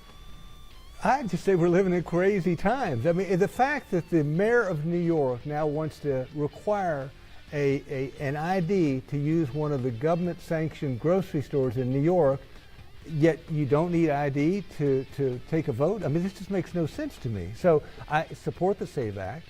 And but you do need an ID to vote in most places now. Having stalwart Republican votes on places where you don't, you still had to prove who you are to the government. People are so stupid. But my voting record and what we were able to do when I was governor in enacting and forwarding policies that ultimately bettered people's lives here in South Carolina. Thank you very much. And Mr. Fry, obviously you're already in office. What's been the gridlock and how would you push through it? This is the problem with Washington, D.C., and quite frankly, it's the problem with the Senate. You have a product called the Save America Act that 80% of the American people plus agree with. That you should have an ID. No, they don't actually. That you should be a citizen in order to vote. 80% of Americans agree with some form of voter ID, like generally, not the SAVE Act specifically. And divisive when it crosses the Potomac. The Senate needs to be shaken up. The old way of doing things is not the way that we need to do things now. And if that means changing the rules of the Senate and changing the filibuster, then we absolutely have to do that. There are 200 bills in the Senate right now from the House waiting to be picked up by the Senate. They're not doing anything. Mr. Norman, obviously we already have voter ID. Why do you believe the SAVE Act is important, and what would you do to help secure the passage? The SAVE Act, to even have to discuss this and for this not to pass the Senate is an abomination. The founders would be unbelievably astonished that this is happening. You'd slap your fucking mouth, motherfucker. To make the case for abolishing the filibuster, keep them up all night. Wake them up, keep them up, and make them talk. If the walking filibuster won't work, try any other means that we have to come up with. We're trying it. We passed it 3 or 4 times in the House. We're going to try it through reconciliation where you only have to have 51 votes with the vice president. At any means, this is the most important bill in this country, the protecting our elections and making sure Americans vote and only Americans vote. And Mrs. Graham, same question. One of the first things I did was co-sponsor the Save America Act. As I said earlier, I'm willing to stay through recess to get it done. What's up with recess anyway? Who gets a month off from work? I think we should stay up there and work and get it done. You have to have an ID to check out a library book, to buy alcohol. You don't have to have an ID to vote. That's absurd. In New Jersey, they had 6,600 people, non-citizens registered to vote, and several hundred of them did vote in our election.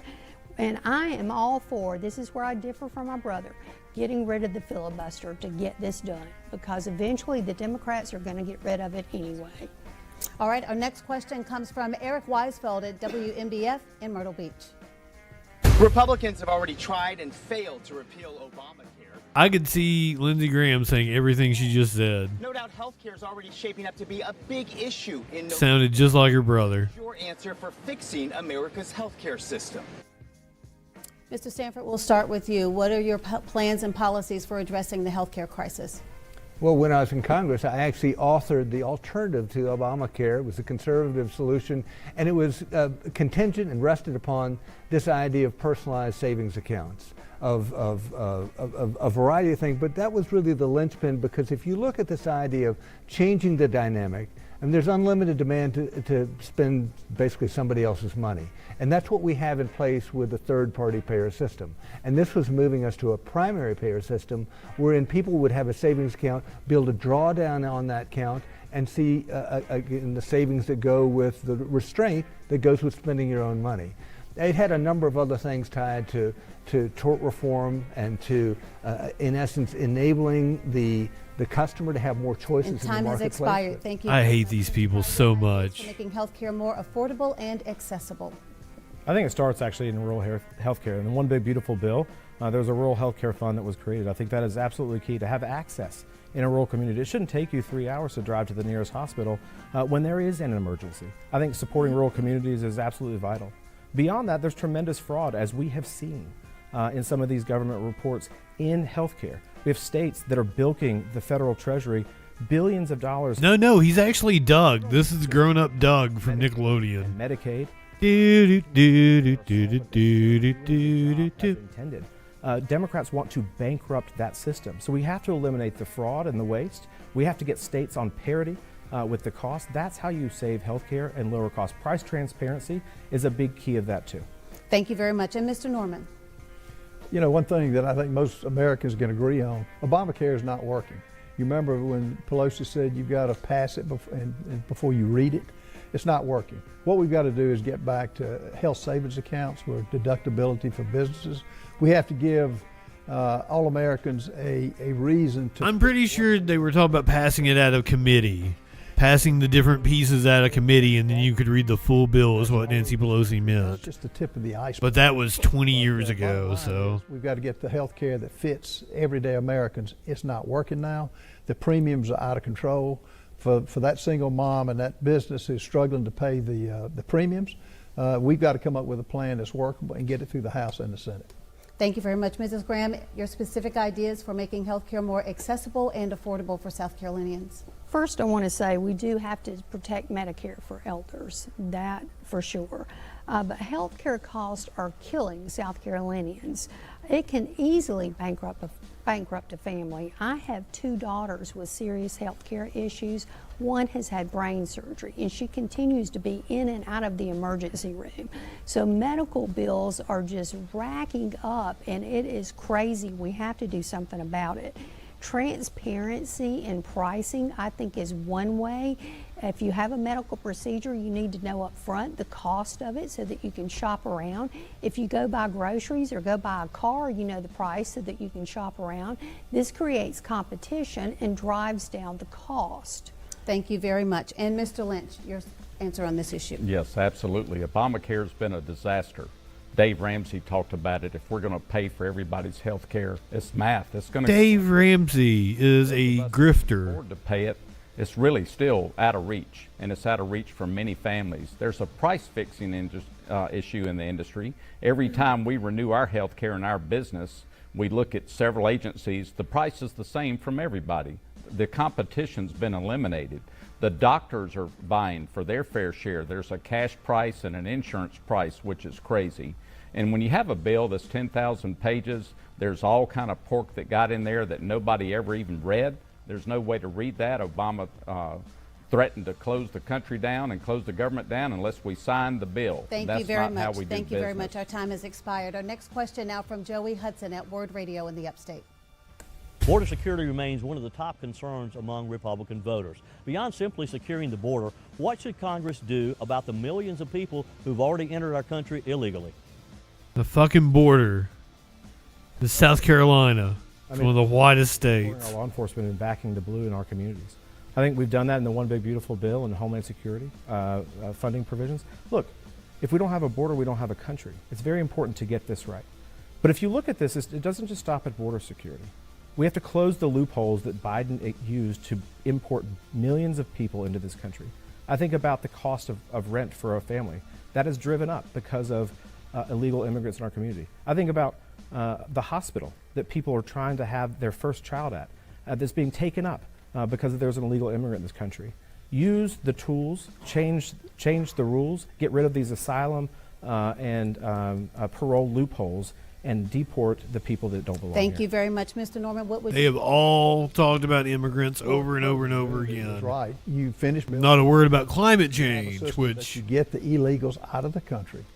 was driving up insurance costs in coastal South Carolina. Medicine, clothes were stacked up. Look at the cost that is been borne by Americans who had no say-so in this. The Biden administration did this to create a voting bloc so that it would keep them in power.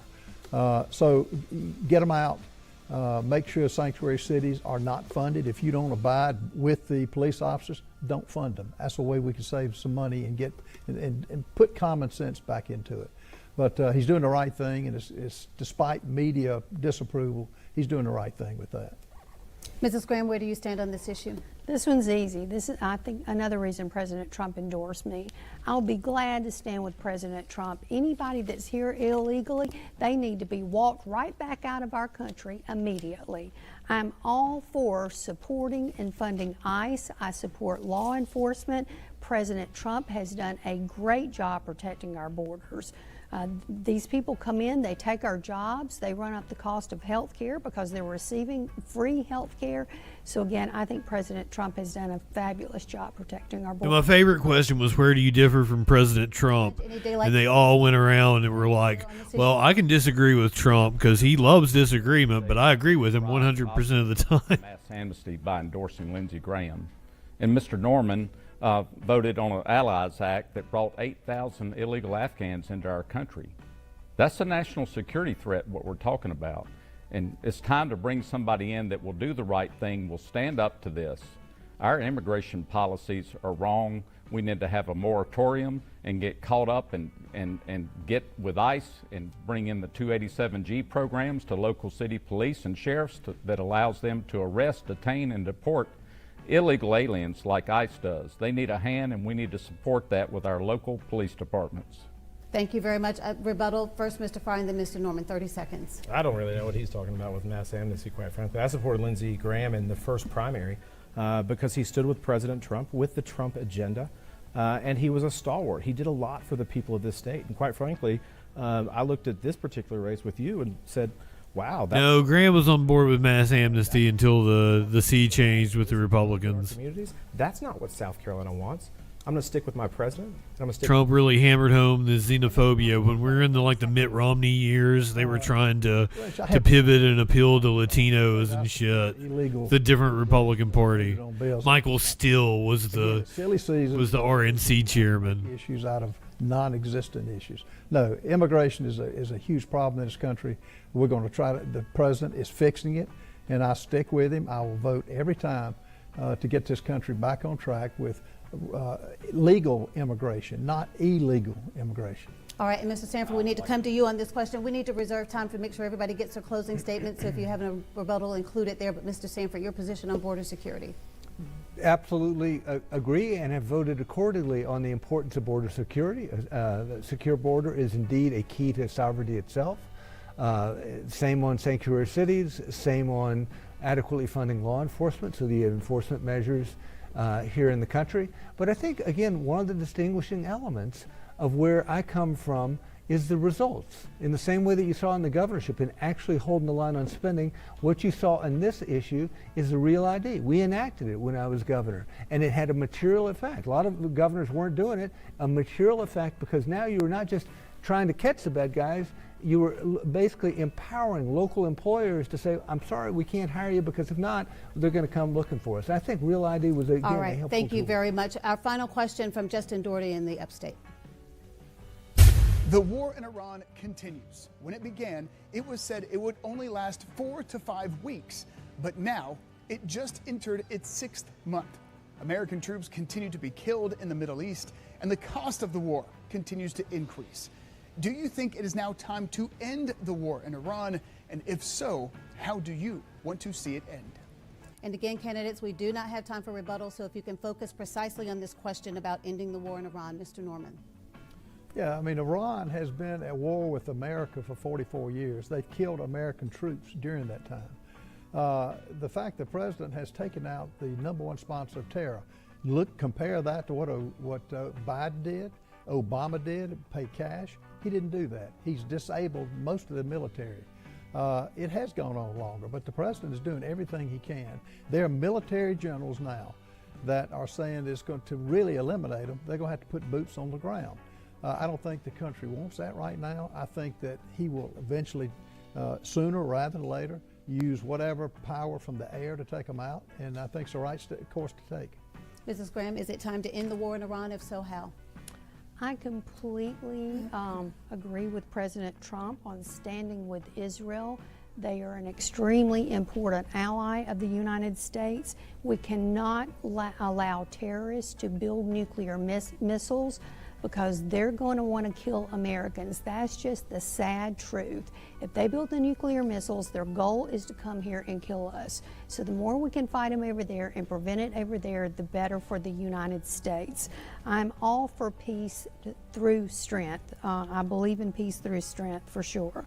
The Democrats, on the other hand, want to defund everything, jeopardize our entire country, our national security, so we would be in a huge mess if we let Thank you very much. Mr. Lynch, your position on the war in Iran. They've cut her off multiple times now. To defend our nation against all enemies, foreign and domestic.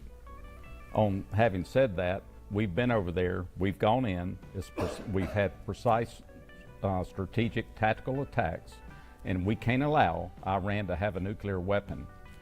Having done that, it's time to bring our men and women home, to get them out of harm's way and get back to what's important here in America. And that's attacking the prices of our fuel, bringing that back down, and increasing affordability so that our young generation, when they leave and go out, they can afford to buy a home and pay for their gas and pay for their groceries again, and have the dream we've all enjoyed in this country.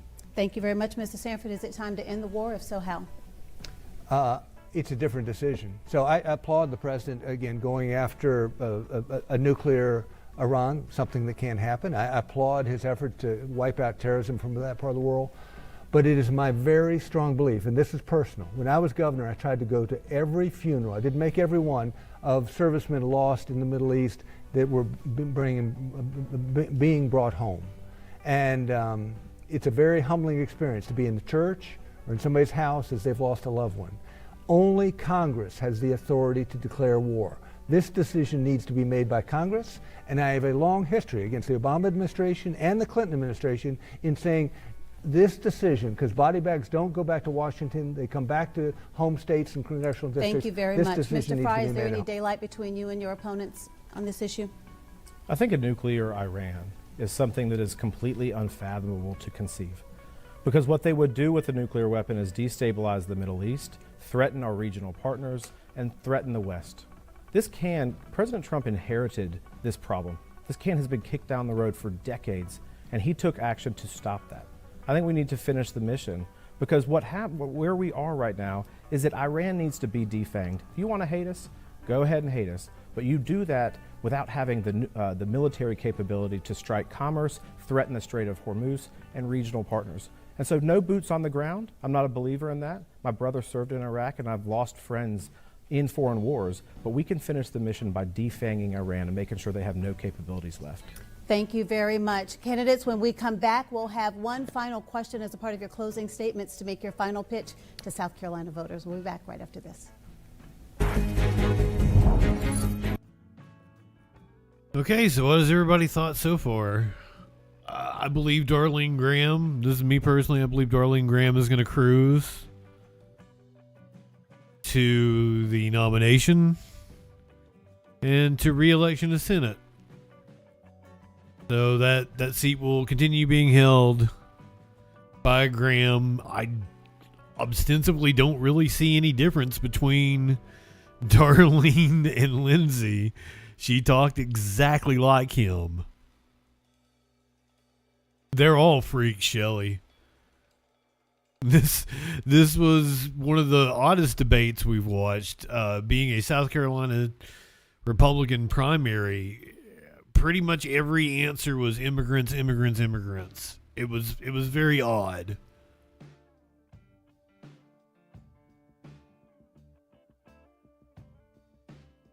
My favorite was they were asked where they differ from Trump, and they all said like, "Oh, well, I could go to Trump and I could voice opposition. He loves that. He loves debate between people." But I agree with him 100%. Every single one of them. She probably gives it to the BJ. Oh, I'd like to find out. Darlene, do you want to... Have they changed the phone number yet?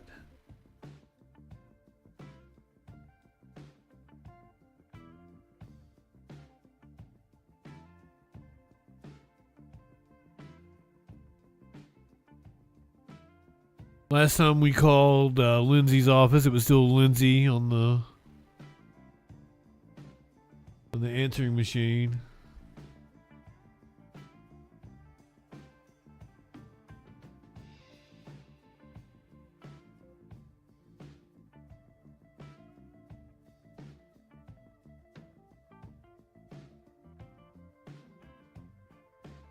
We're going back here.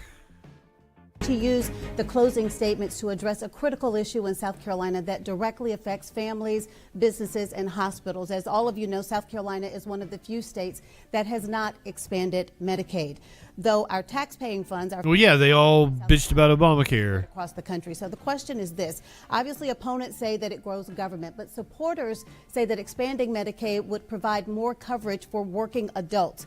My question is this. Which carries more weight in your mind? And in your being against Obamacare, answer in terms of how your plan represents the best future for South Carolina. Mr. Sanford, 90 seconds. It's the age-old question of government, which is, if we just have a little bit more, then we can do just a little bit more. But the reality is that we're at a tipping point as a civilization wherein we have to say enough is enough.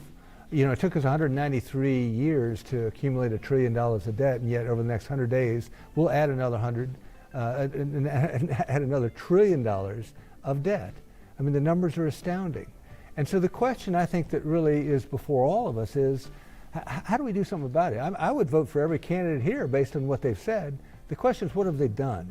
And if you look at our record on a whole host of different issues tied to, again, limiting government, maximizing freedom, and this no old-fashioned notion of liberty, I think that you would see remarkable results in actually holding the line on government spending. Yes, this is the Appalachian Trail guy. Again, with due respect to Republicans in Washington, D.C., they've not been doing that. And President Trump needs help on that front. And so I would just say, look at our record and what we were able to do. We, again, held the line on... I'm amazed he's even on the stage, Shelley. And it has real-world implications. He's polling at like 3% or something like that. For families across the state. When you think about this larger notion, the American dream, and how we all might be able to achieve it, we have got to turn around this spending train wreck, if you will, in Washington, D.C., and I would ask you to look at my record on that front. Thank you very much, Mr. Lynch. Your position on this issue of Medicaid expansion? Yes. Yeah, Trump owns like a third of our national debt. Citizens in this country in the golden years of their life. But we've got to investigate and analyze what's going on currently with Medicaid and find the waste, abuse, and fraud within that industry also. We can't continue to let things go on and not know what's going on. We have to keep it accountable. We have to inspect it and require inspections to be done instead of finding out all the fraud like we've heard in the country with all these other organizations that the government has, and protect Social Security for our senior citizens. On the issue, I want to talk about what Mr. Fry said and rebut back to that. 42 years ago, I came to the end of myself. I was broken in every way, spiritually, financially, emotionally, every way. I came to the end of a drug addiction issue. And since then, I met my wife in a recovery program. We have counseled thousands. You're not supposed to date somebody you meet in a recovery program. Freedom in Christ. So there's no way that I'm for legalizing marijuana and cocaine. That came from the Lindsey Graham camp back then. That was an attack. It was lies. That's how they do these things, because I'm a serious candidate and they tried to push me down. And they spent over $50 million doing that. And Mr. Norman calls this as foolish. In 2021, he did vote for the Allies Act that allowed 8,000 illegal Afghan immigrants come into here after an embarrassing evacuation. This man, Lenny, he's totally 10 out of 10 chicken fucker. Medicaid expansion and your closing argument to voters. Real quick, I think South Carolina is doing the fiscally prudent thing, which is not to expand Medicaid. Because at the end of that journey, that's going to cost the state far more. And states are feeling the pinch of that already because they decided to do that. Look, the United States Senate is no... He's like the nicest guy. There's no place for... He's like, you think this guy fucks chickens? No, and thinking that you've done something meaningful. The old ways of the Senate are broken. We have to change the... I don't know that I've ever heard you say anything bad about anybody. As its next U.S. Senator, somebody who will stand alongside President Trump. I'm the only one on this stage with a record of passing legislation in furtherance of President Trump's agenda. My mission is clear in the United States Senate. We need to keep men out of women's sports, pass the Save America Act, increase energy production, protect the rights of the unborn, protect your Second Amendment rights, and put more money back in your pocket. You can elect a politician to go up to Washington and push yes or no and collect a paycheck. Or you can elect somebody who is battle-tested in getting results for the people of this state. I didn't inherit a record. I earned it. Do you want to point out that Nancy should be up on this stage, but she is polling even lower than my son James, Appalachian Trail 9 years guy. old. And my wife and I often wonder, is this going to be the first generation that hands this country off worse than they found it? I don't think so. I think our opportunity is right now. But it's about sending a fighter, somebody committed to President Trump's agenda, to Washington to fight for you. And Mrs. Graham, do you see any value in terms of expanding Medicaid to provide more coverage for working adults in your closing statement to voters? I caution against expanding Medicaid because that's going to increase taxes. But what I want to say is I'm different from most politicians. Obviously, I'm not a politician. I never No, you're saw not. myself being a politician. We all know why I'm here. I actually think it's part of God's plan. I know most of these guys have 30 or 40 years experience combined. And again, I'm not a politician. I'm not a millionaire.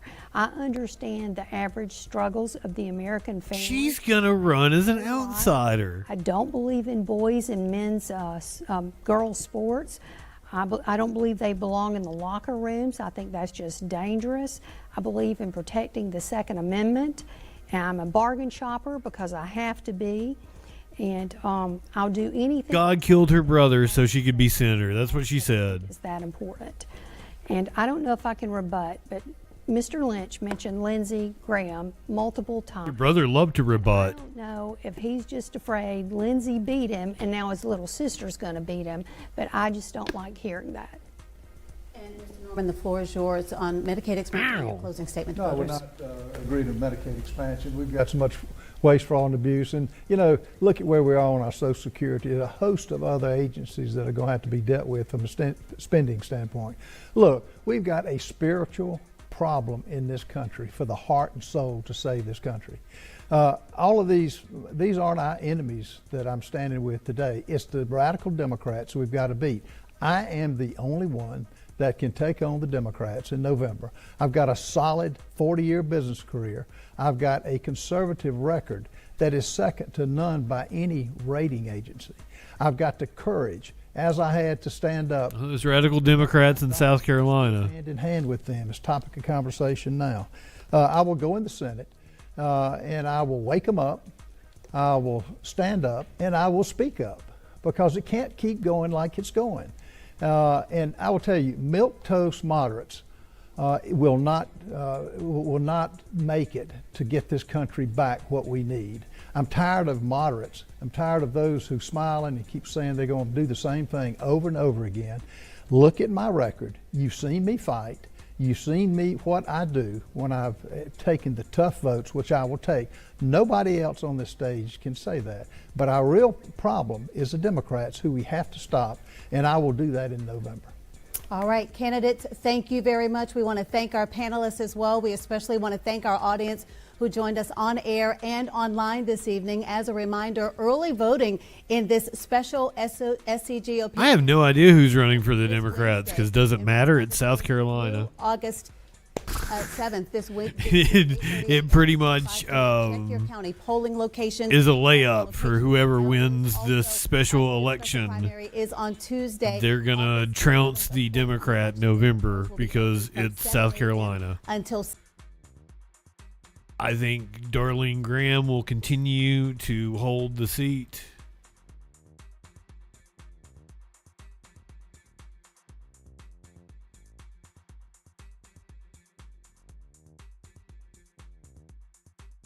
They're showing them shake hands and shit. Maybe I cut away too fast. There we go, wrapping up that first SCGOP debate there for the special Senate primary. Yeah, that was something. Lindsey Graham's seat has now officially concluded. You saw those. So we got another debate to watch that just wrapped up in Massachusetts. It's a Democratic Senate primary debate. So I have a feeling it's going to be a lot different. Before that, we have some breaking news. Trump calling on Republicans to dump Representative Max Miller, who is running for re-election. He's been accused of beating both his wife and his daughter. His daughter actually works for, or his daughter is actually the,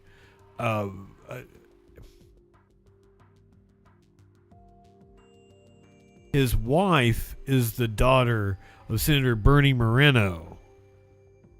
His daughter is, I think, a staffer for somebody on the Hill. President Trump weighed in today on whether Ohio Republican Congressman Max Miller should resign from Congress amid allegations of abuse against his ex-wife, Emily Moreno, and their young daughter. Well, it's a very sad thing. I know Max. He's a good person. I mean, I always thought he was a very good person. And I'm sure you thought the wife beater was a really good person. That does not shock anybody. I'm going to let the families figure that out. On Sunday, Miller's former father-in-law, Ohio Republican Senator Bernie Moreno, said Miller should not continue to serve. Miller has denied the accusation. CBS News congressional correspondent Caitlin Huey-Burns has more from Capitol Hill.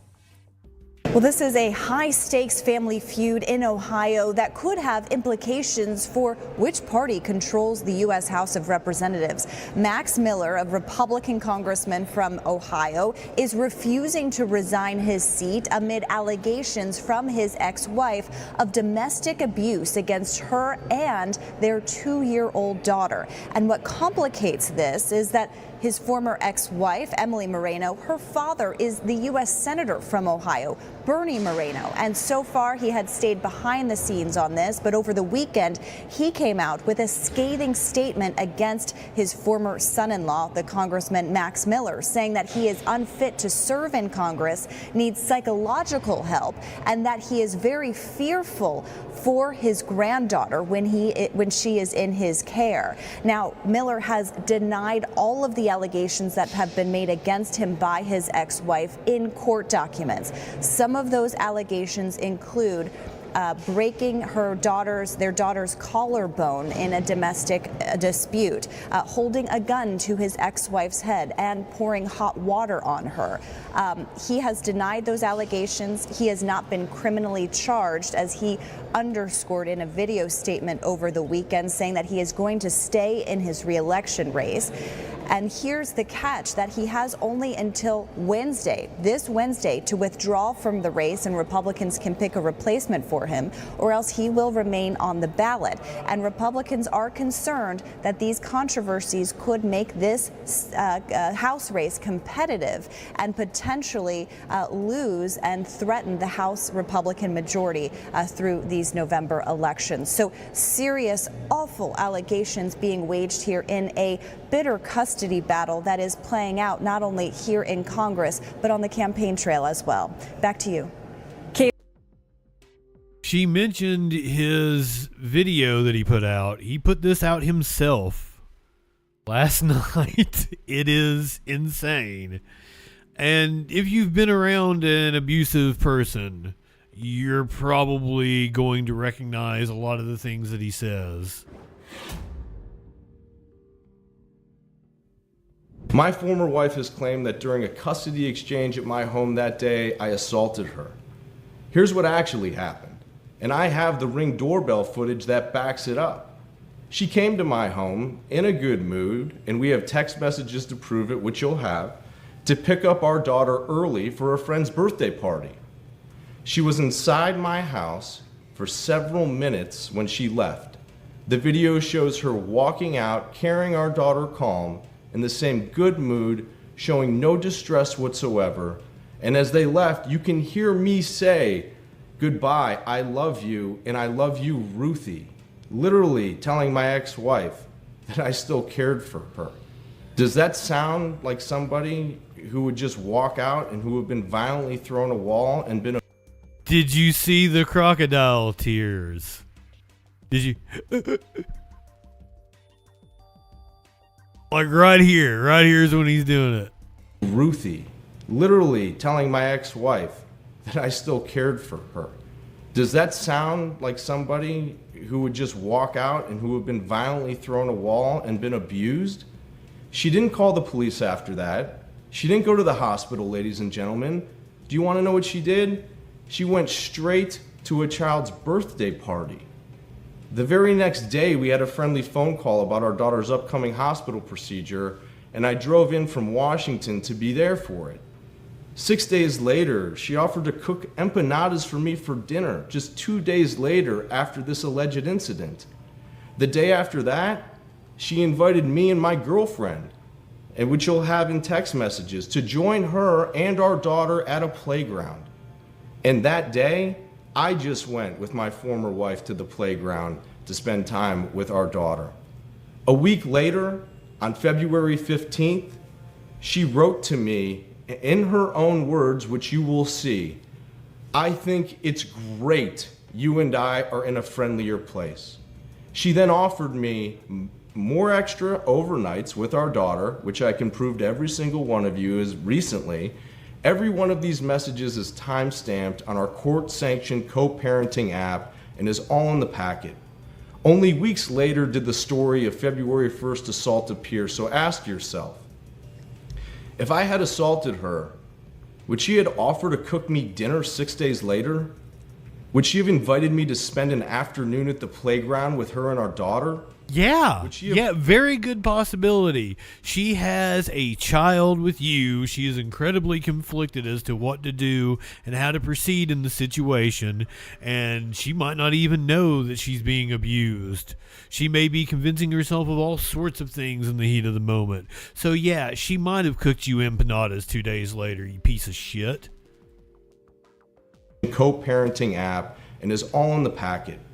Only weeks later did the story of February 1st assault appear, so ask yourself, if I had assaulted her, would she have offered to cook me dinner 6 days later? Would she have invited me to spend an afternoon at the playground with her and our daughter? Would she have written that we were in a friendlier place? No, she wouldn't have, ladies and gentlemen. Ladies and gentlemen of the jury, what it sounded like to me. Yeah, he shared this audio I'm getting ready to play for you. He shared this just to make it known. Yes, he sent out a press packet, I guess you would call it. And part of it was this audio that you're getting ready to hear. It never was done to hurt you, and you know that. You were weaponizing this because of my previous allegation. And then you knew it was because you went into my room when I was crying. So and Emily, you started crying Emily, saying, I didn't need to hurt you. I didn't need to hurt you. Why are you scared of me? Why are you scared yeah, of me? I didn't mean to hurt you. It wasn't done with intent. You just said it yourself. You literally just said it yourself. It wasn't done to hurt you. And I told you before that not to come over to me and start screwing around with me. I wasn't trying to screw around with you. Emily, I was trying to give you a hug.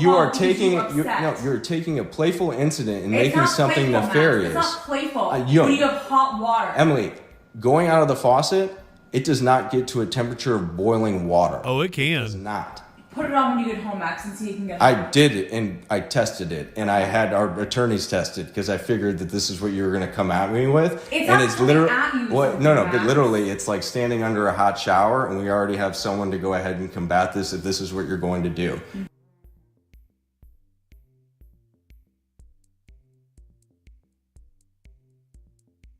Oh no, water from a faucet absolutely can get scalding hot. I don't know about boiling. And especially if you have one of those newfangled, what are they called? Somebody help me with the name. They're like the pressurized tanks. Those things get really hot really fast.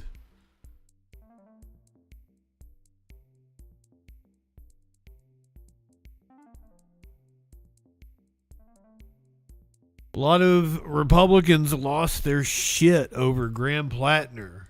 We even had Kevin McCarthy. Ooh, remember that?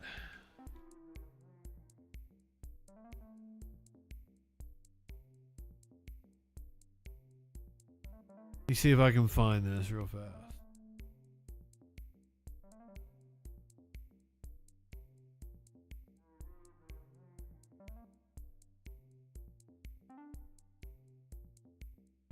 Remember when Kevin McCarthy got all indignant about Graham Plattner?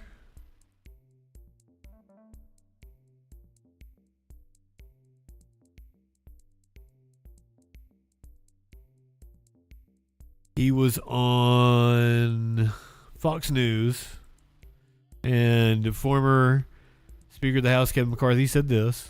The one thing I know about Republicans, when we had a very bad candidate and found out, we didn't vote for that person. Right. We walked away. For better or for worse. Yeah. When Matt Gaetz came forward, we got rid of him. Yeah. And you may say, well, these allegations about Max Miller, they just came out. They haven't been around for years. Nobody knew. You, sir, are a crook. I know I should direct my comments to the chair. I yield back. My colleague wants to come up here, call me a crook. Same colleague who's accused of being a woman beater. Are we really going to ignore the facts that we all have passed and we all have the media coming out against us on a daily basis? I can go and read about all my colleagues. I'm not going to stand here to smear them. I'm not going to stand here and use the time I have to say ill things about my colleagues. I refuse to stoop to that level. You, sir, are a crook. I know I should direct my comments to the chair. I miss George Santos. He got fined. I covered that he was turned over for investigation. He got fined for, it was insider trading on some sort of shit.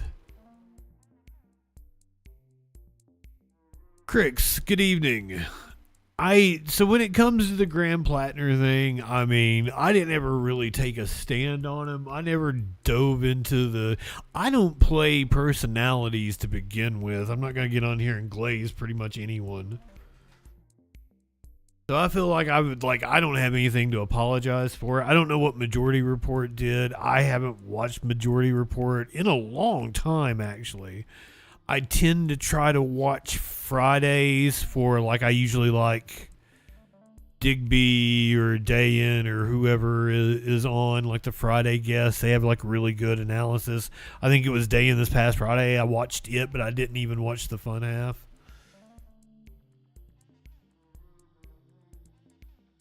So I don't know what they were doing.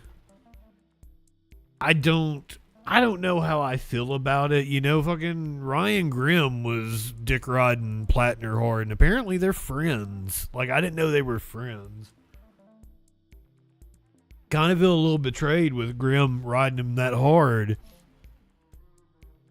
And he didn't disclose that they were friends. That feels a little like a violation in my mind. I don't know about you guys.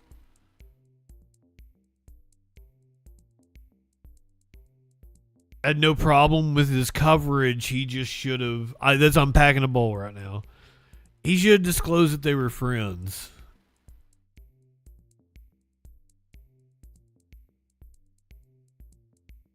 I'm this old. Welcome in.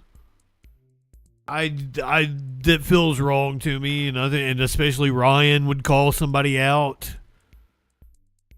Had somebody do that. But I mean, at this point, I've lived long enough to know that, like, you can't really put your trust in any personality. Matt Taibbi sold out to Elon Musk. I used to think he was one of the best journalists. Glenn Greenwald made a right-wing turn.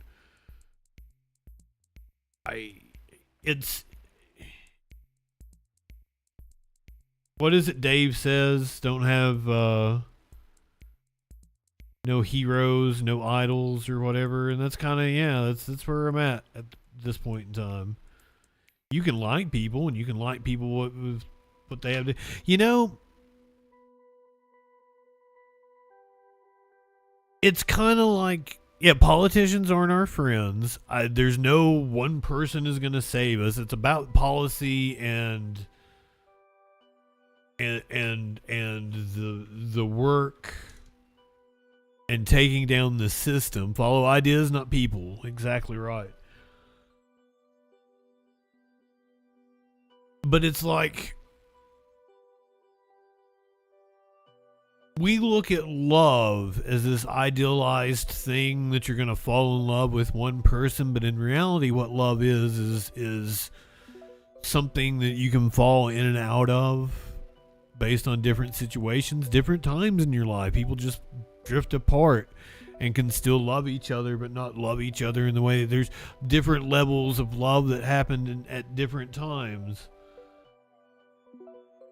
And we're really bad about, like, oh, there's just this one Cinderella way that it has to be. And we treat our politicians that way too. And it's kind of sick.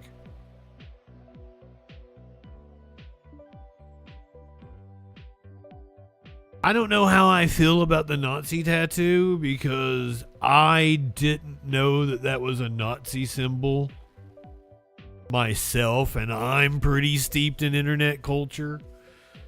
But the way people have explained it to me is, like, given his background, he would know what that symbol was. And there's no way that he wouldn't know what that symbol was. So the story is kind of bullshit. So I don't know how to feel about it. And that's okay, you know?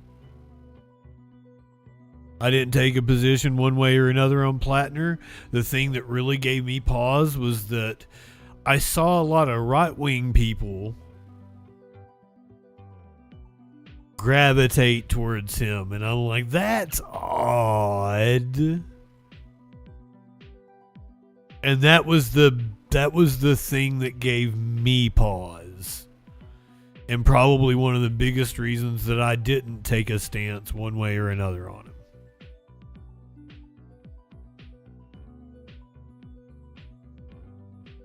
Because I think DM called in that one time. He was a right-winger. And he mentioned that he was liking Graham Plattner. And I remember the thing that I said to him was that it seems like Plattner's saying the right things. That was my response. And I didn't go any deeper. So I feel pretty good about the position I took. All right. We need to... I wanted to clip the thing about Max Miller for the internet.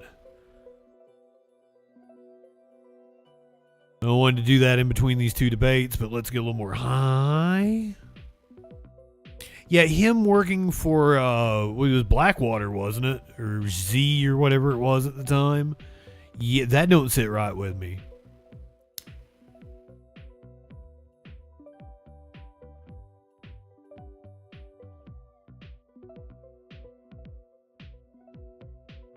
However, it's pre-Blackwater. You mean pre-Z, before it was Blackwater, and then it was Z, or whatever the fuck they renamed it to. I think that's what you mean, but you might know more about what you're talking about.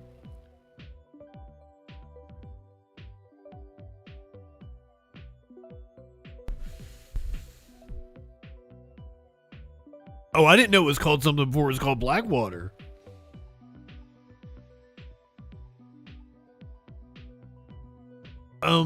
I will say this about Plattner. If you've heard him speak, we didn't watch a lot of him. We would have watched more of him as we got closer to the election, had he remained the candidate.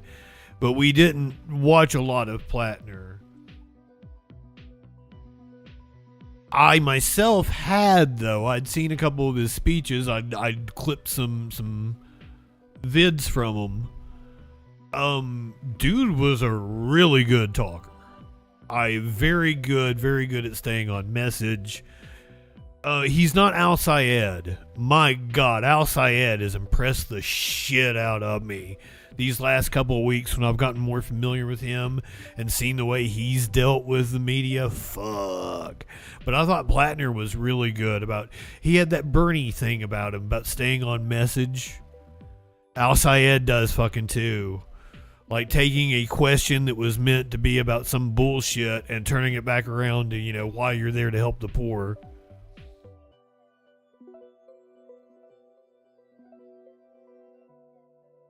Michael, did I ever tell you good evening? I don't know if I gave you an official good evening earlier. If anybody else I missed, please let me know. But now we're going to go to Massachusetts. This is our second Senate debate of the night. Hold on, let me change the title. Only two candidates in this one. This is Ed Markey, the incumbent U.S. Senator from Massachusetts. He is facing a challenge from Representative Seth Moulton. Carla, I saw you say something during the debate, and I was like, I don't think I said hey to Carla. Hey, dear, good to see you. Good evening, Michael.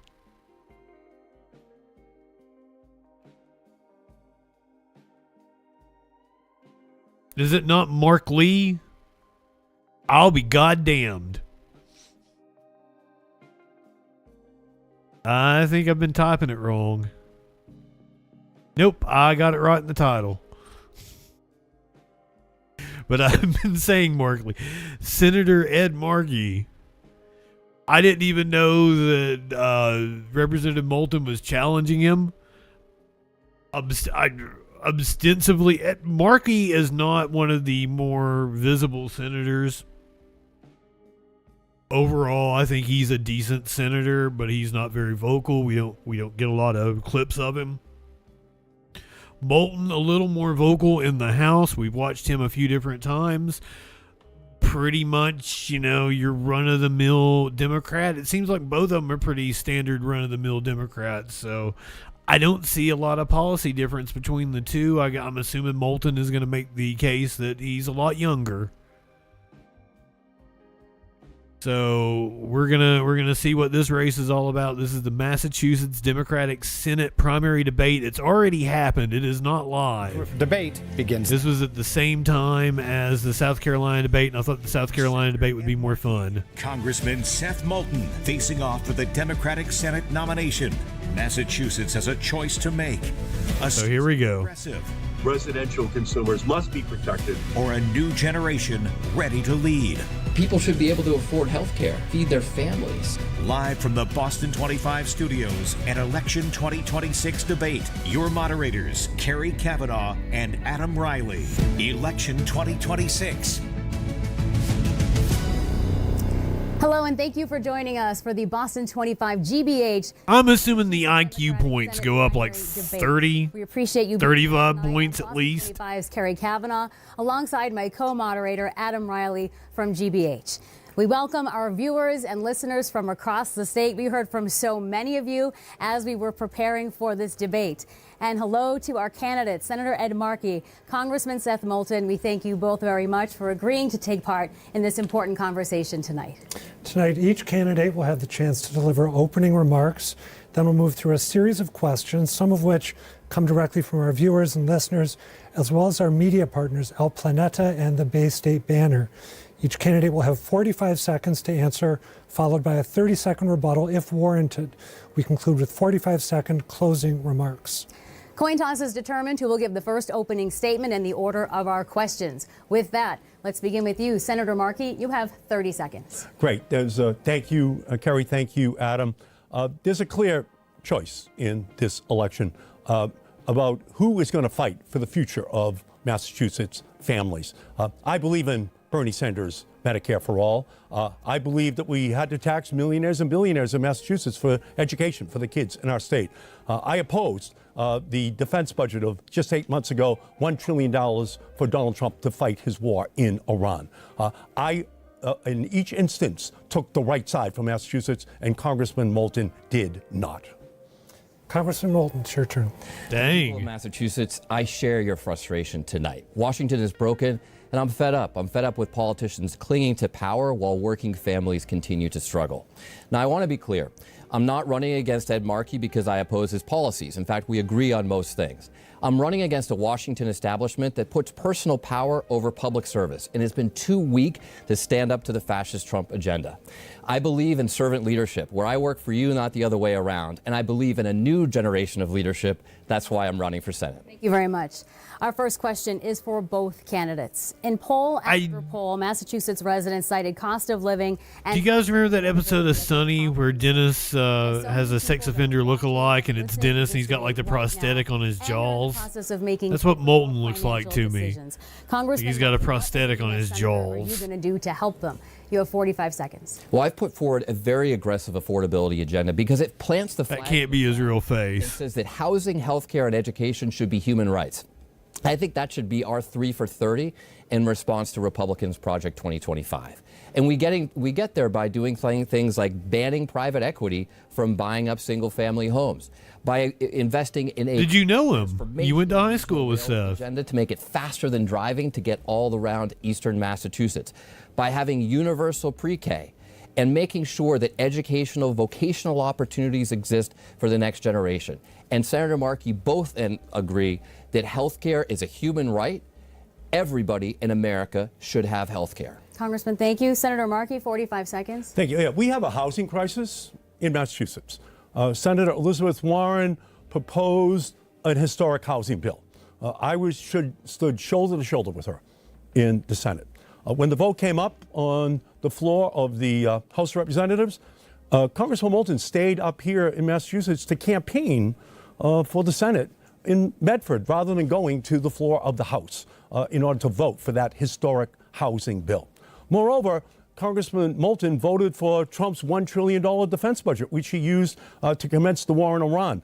There's now an energy crisis in Massachusetts that's rippling through electricity bills, energy bills, grocery prices for every single family in Massachusetts. That was avoidable. Congressman Moulton supported that defense bill. Senator, thank you. Do you want to respond? You have 30 seconds. Yes, let's be clear. I voted against this year's defense bill that is actually funding the war in Iran.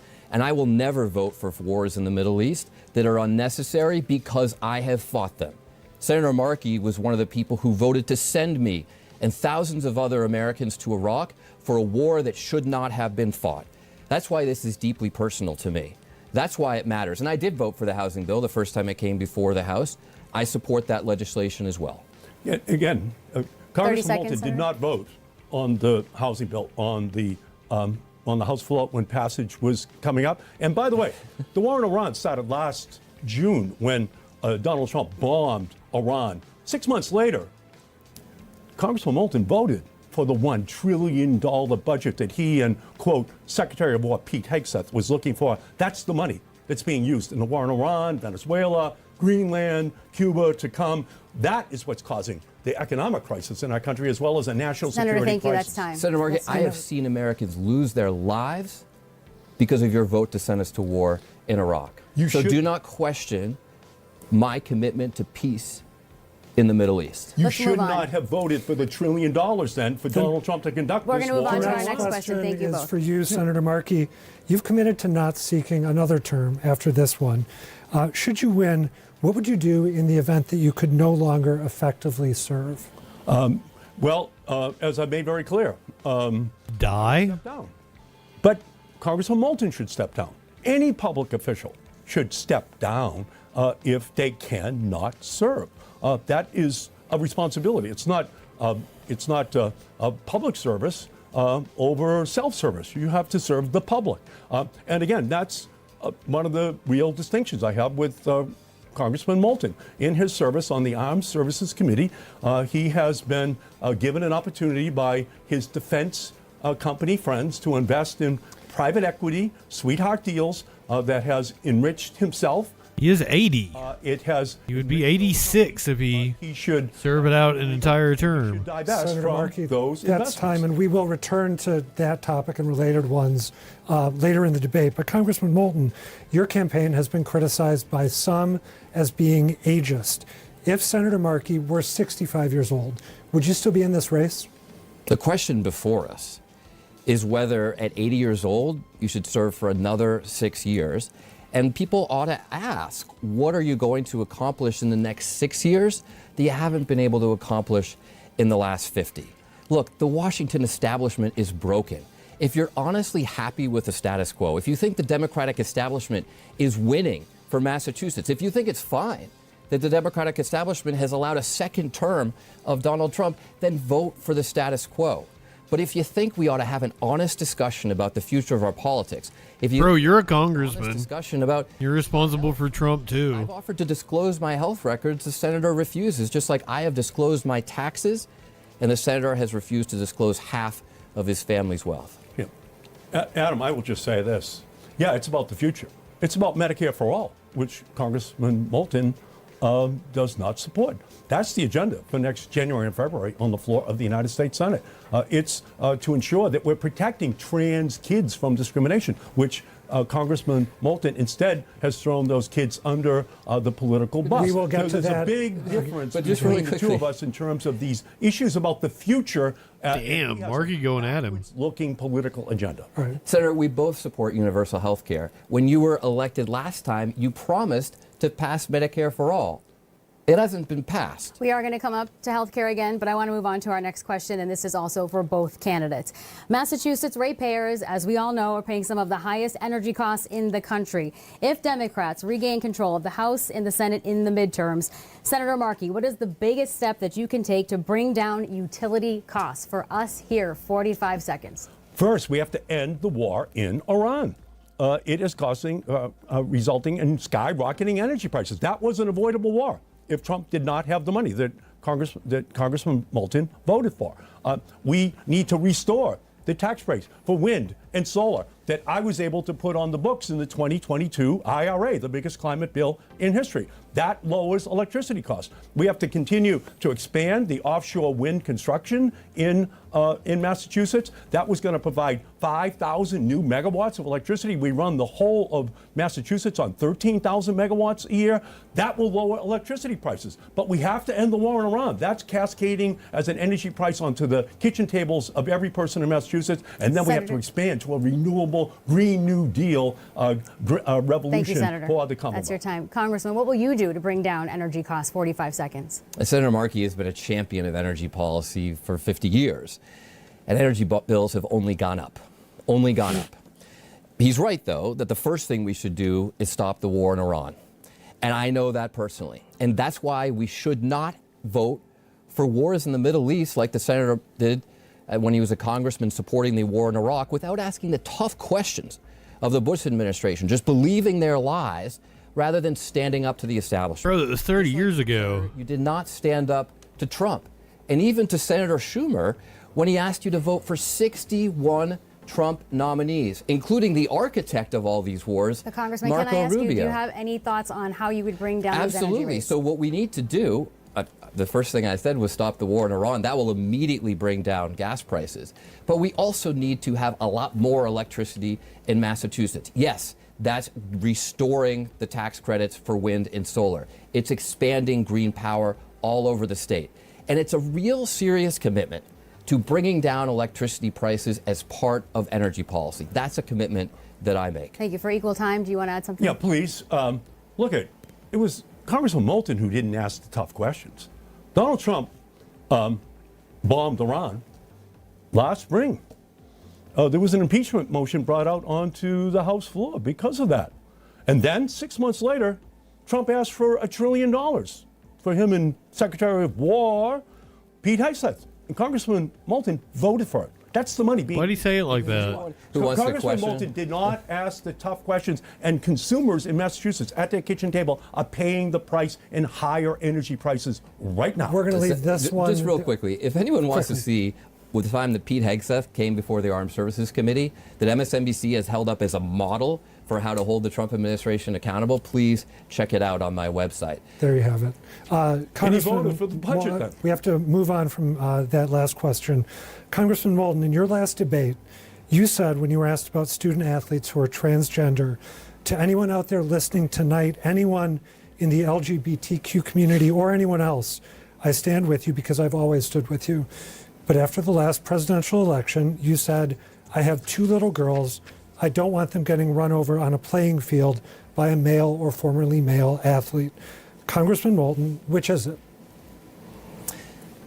To the trans community, feeling the weight and the pain of the Trump administration policies, I deeply recognize your trauma.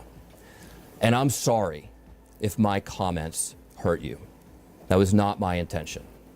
I am a proud co-sponsor of the Transgender Bill of Rights, a proud repeat co-sponsor of the Equality Act, and I have a 100% voting record with the Human Rights Campaign. If you're in the trans community or you're a trans kid feeling the weight of the Trump administration and the Supreme Court, you matter, you're valued, and I will always have your back. And I will not vote for 61 Trump nominees, including Marco Rubio, who are leading the charge against trans kids, like Senator Markey did. Congressman, we'll leave it there. Senator Markey. Yeah, after the 2024 election that the Democrats lost, Congressman Moulton then blamed the Democratic Party defense of trans kids as the reason why we lost. He just took the whole playbook of MAGA and Trump and he blamed those kids for the loss. He threw them under the political bus. We should have been loving those kids. There's only 12 trans athletes on the whole of the NCAA. We should have been embracing them. Instead, what Congressman Moulton did was he threw them under the bus. And then just 3 weeks ago, the Supreme Court of the United States agreed with him and said that those kids are not entitled to constitutional protections. Massachusetts has those protections. We have to fight to expand it for the whole country. I've made my position clear, and I think that allies for trans kids should stand together. You certainly have made your position clear, sir. When they are trying to assault who they are every single day. And you don't stand together as Democrats when you vote for 61 Trump nominees. Talk about let me ask you, just to be absolutely the Human clear, Rights Campaign and the Christopher Steve do Project you still have endorsed have me a in fear this that your race. daughters could be run over on a playing The point field I by made- a biological male or formerly male athlete? Look, my kids are young, they play co-ed sports, but the point I made is that as Democrats, we can't have that debate. That was my full quote. Okay. And I think we should have, and I think we should be willing to talk about these issues, but I stand 100% with the trans community. Thank you. Let's move Again, on to the I- next question. Senator Markey, it's for you. It's for you. The Doesn't sound like for it. Senate, John Deaton has launched a satirical website suggesting you don't spend enough time in Massachusetts. In a recent ad, Congressman Moulton says you spend too much time in D.C. His campaign team has implied you don't even live here. So, Senator Markey, where are you spending more time, Malden or Maryland? 45 seconds. Look at, my father was a truck driver for the Hood Milk Company. I've been born and raised in Malden, Massachusetts. It's where I lived my whole life. And what Donald Trump is doing is he's bringing out the Malden in me. Every time he attacks programs for kids in Moulton sitting on their porches dreaming about what they can be in this country the same way I was dreaming as the son of a milk truck driver. When he attacks healthcare programs, educational programs, environmental justice programs, that's what I fight to do on the floor of the United States Senate for those kids. I am one of those kids. So yeah, I learn in Moulton, but then I go to the Senate floor to fight for them. And again, on this housing bill, Congressman Moulton didn't even leave Medford in a campaign event to go down and vote on the housing bill to protect those families from skyrocketing housing costs. Any rebuttal on this answer? I mean, Senator, then why don't you just disclose your taxes as I have?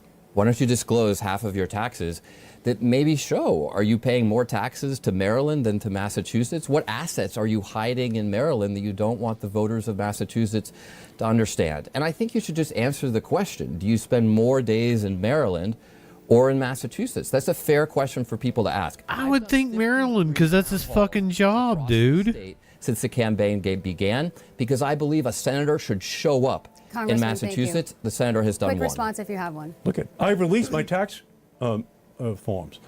They're there for anyone watching Half tonight of your to family's see. taxes and have I not have been released. Released my personal financial disclosure report. Anyone can see. Guys, it's not a for once. We did this with, what was it, Al Green and... Transparent. What's not transparent are those sweetheart Thank you, Senator. deals We're going to move from on to the defense next companies You have not question. disclosed that half your Congressman taxes. Moulton has been enjoying. Financial Who was Al Green going up against? I forget his name. I wanted to say Tallarico, but that's not it. The term guilty because that has legal consequences, but each has suggested. Well, like Al Green was by far the better politician, but the young dude won. I'd like to hear what specifically you believe your opponent has done wrong. And Senator Markey, we will start with you. Yeah, thank you so much. Congressman Moulton serves on the House Armed Services Committee. He was approached by private equity, political donors to him, and he was given an opportunity to invest in companies, Divergent, WebAI, Aura, at an early stage that's not open to the public. And then he voted for bloated defense budgets. And out of those investments, he's made millions. Those companies have made millions. That should be illegal. Congressman Moulton should divest of any of those ill-gotten gains which he has received because of his membership on the House Armed Services Committee. Congressman Moulton, would you like to rebut? These attacks are false. They're just not true. We have followed every law and ethics rule above and beyond. And every time that Senator Markey implies these investments are due to my job and not my wife's success, that's not only wrong, but it's sexist. Senator Markey, you and I both married up. Your family has made investments, so has mine. But the difference is we have disclosed everything. We've disclosed those taxes. But meanwhile, he's saying his wife is the brains in the relationship. Deregulation bill, after $400,000 of telecom lobbyist money, that bill made a bunch of telecom billionaires who are paying for your campaign right now. If that's not pay to play, I don't know what is. Is there anything else you'd like to add in terms of things you believe Senator Markey has done that are inappropriate before we give him a chance to rebut? Look, we don't know because he won't disclose half of his family's taxes. I think that we ought to know those things. Trump started this, right? Trump was the first president in modern history not to disclose his taxes. He also hasn't disclosed his health records. Those are common sense things that I think the voters of Massachusetts deserve to see. Bullshit. We know he passed a cognitive test at least like 3 times this year. And that's the big difference in this race. Senator Markey, brief rebuttal. Yep. Congressman Moulton serves on the House Armed Services Committee. Those defense companies approached him, his donors in this campaign, and they gave him an opportunity to invest early before the public could even see it. You can't That's point, wrong. You can't point to. That should be illegal. He should divest of that money. And by the way, in this race, this Senate race, he has accepted $350,000 in corporate PAC money. I have not received a single nickel. That's the difference. Wait a minute. He is running as a corporate. He is running as Senator, a corporate Democrat. That is just patently false, and this needs to be addressed because both the Boston Globe and the Herald have reported on this. And Senator Markey, despite repeatedly telling his supporters that he doesn't take corporate PAC money, has taken corporate PAC money in this race. I have not. We're going to leave That it is there. a very clear distinction. That is absolutely untrue. I have not taken corporate PAC money. Senator, and if anyone thank you. tries to give me newspapers. corporate PAC money, it is Look at the returned to newspapers, Senator. Congressman Thank you. Moulton We're going has to move on to accepted the next question because we heard from $340,000. so many viewers about this issue. I want to make sure that we get on. It is for both of you, okay? So this is about ICE, and you both have called for ICE to be abolished. So the question is, if the agency is dismantled, how does the United States effectively enforce immigration law? The way we did it 25 years ago before ICE was a thing. I voted against the creation of ICE. I could see its authoritarian personality as it was being created. I voted no. In 2020, I voted to abolish ICE. And this year, I was the first senator to call for the abolition of ICE. We can see what's happening with the Haitian population right now. We can see what's happening with the Salvadoran, with other immigrant groups in our country. ICE must be abolished. The correct way to move is to have a pathway to citizenship for the 11 million immigrants in our country, for the TPS holders, for the DACA holders, for all immigrants. We need a pathway to citizenship for these people. They deserve to be protected, and that is what my goal is. I'm going to give you 15 pass. more seconds. You will get equal time on this, but I need to know how you're going to enforce the immigration laws, because that is a consequence of having, so many people here. Not everybody here is here with good intentions, right? Well, we need to enforce the immigration laws with constitution. But all the citizens have good intentions. And that's why I've introduced the SHIELD Act to provide $100 million so that these immigrants get the constitutional legal protections which they are entitled to. Right now, Trump is acting as a dictator, and that is wrong. He's frightening these families all across Massachusetts, and they must be given the legal protections which they're entitled to. So, Congressman, we'll start with 45 seconds for your answer, and we'll go from there. Look, the Washington Senate establishment, including the Democrats who have been there for, in some cases, 50 years, have failed to solve this problem. And that's why Trump is able to weaponize the issue. And that's why I was the first in this race to call for abolishing ICE, but I went farther to say that they need to be prosecuted as well. We need accountability, which this current Senate has not delivered to the Trump administration. You can't enforce the law if you think you're above it. But I've also laid out a very clear immigration plan that includes putting immigration enforcement back in the Department of Justice where it belongs. That's the answer to your question. We deserve an immigration system that incentivizes people to come here legally, not illegally, and has a pathway to citizenship for everybody who's part of our community and wants to work hard to earn the right to be citizens alongside the rest of us. All right, now we have an opportunity for each candidate to ask the other a question. The campaigns were given an opportunity to prepare the question in advance, and a coin toss was used to decide which candidate gets to ask their question first. Senator Markey, you may ask your question of Congressman Moulton now. Yeah, thank you. And I'll raise this. Last spring, President Trump began his bombing of Iran. And that was the commencement of the war against Iran. And 2 weeks later, on the floor of the United States House of Representatives, there was an impeachment motion that was brought out. You voted no on that impeachment motion. And then subsequently, you voted for the $1 trillion for Trump and Pete Hegseth to have to conduct and continue this war against Iran. Could you please explain why you would vote against impeachment of Donald Trump as he commenced the war in Iran and then vote for that $1 trillion budget that he's using even today to conduct that war? Senator, I have voted repeatedly to impeach Donald Trump, but we want it to actually happen. And so the timing matters, the vote matters, and the hypocrisy that you would attack me as someone who has been tirelessly talk about Iraq again. TV, and by the way, not afraid to go on Fox News. You don't go on Fox News. You don't show up on Sean Hannity's show. We need to take on these MAGA Republicans. We need to show up with the credibility of people who have seen the consequences of failed leadership in Washington on the ground in the Middle East. And that's why I would never take your vote for the war. You have this specious way to try to imply that supporting the troops, as most Democrats do, supports the war in Iran, when I have been one of the most outspoken opponents of that war. When you voted for the war in Iraq, Senator, you voted to send people like me, thousands of young Americans, to risk their lives. Don't dismiss that, Senator. I just want to have a chance to get in. I just want to have a chance to get in on this. Senator, don't dismiss I'm not the 4,996 families. Senator, you have 30 seconds. Thank you so much. Loved ones' lives in that war that you voted for. Congressman Moulton, he's just playing to the Fox MAGA playbook.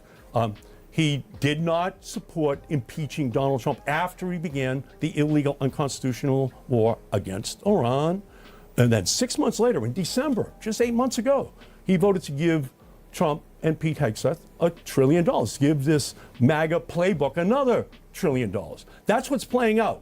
We have a national security crisis in our country. We have an economic crisis in our country. And it all goes back to not standing up to these MAGA Trump House and Senate members. That's what I have done. He instead voted no to take them on. Congressman Moulton, you now can ask Senator Markey a question. Based on what just happened, he'll be able to reply and you'll get a final rebuttal. Just real quickly, supporting 61 Trump nominees, that is the MAGA playbook. And that's what you did, Senator. And this is my question. Senator, in the newly released Epstein files, your name appears repeatedly. And I'm not going to go into all the details.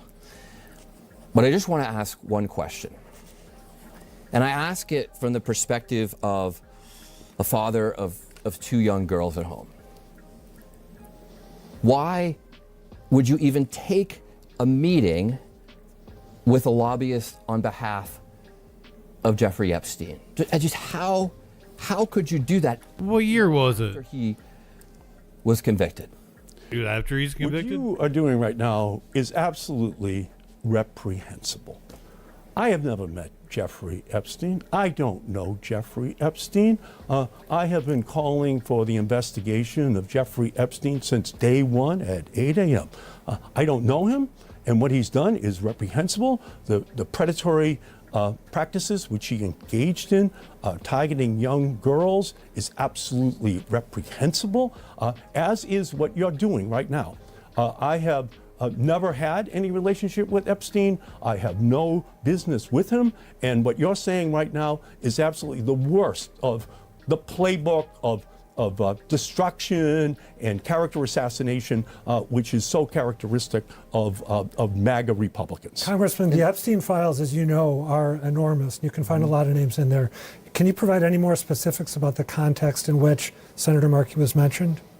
Senator Markey's name appears repeatedly in the files in the context of doing a favor for one of Epstein's pals who was sex trafficking women.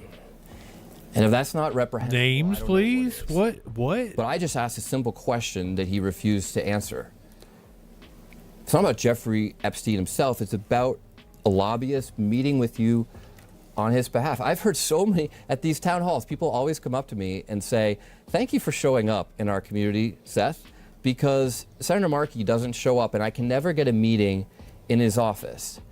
And yet, Epstein's lobbyist. You know, this just can't continue. You asked for specifics. Adam, you're not getting specifics from him. He's not giving you the details. I gave you the details on Divergent and Aura and Web AI and his investment. He's not giving you those details. And in terms of my showing up, the mayor of Lynn, his biggest city, has endorsed me. The mayor of Salem, his hometown, has endorsed me. I show up and deliver. They have a choice. They are selecting me in this race. They endorsed you before I got in the race, Senator. No, they did not. We have another question from both of our candidates on a very important topic that we have touched on already here tonight. You both have stated your opposition to the war in Iran. We're a little more than 5 months into the conflict. But here's what I want to ask you. If this war is ended, what action would you support if Iran moved again to shut down the Strait of Hormuz? Congressman Moulton, 45 seconds. Well, first of all, we need to return to diplomacy. Diplomacy is what any combat veteran will tell you should always be the first choice. That's what I learned serving on the ground in the Middle East, seeing thousands of Americans killed. Yeah, I have a feeling we're going to get allegations against this guy, and then he turns right wing 5, 6, 7 years from now. Iran is returning to the Obama nuclear deal.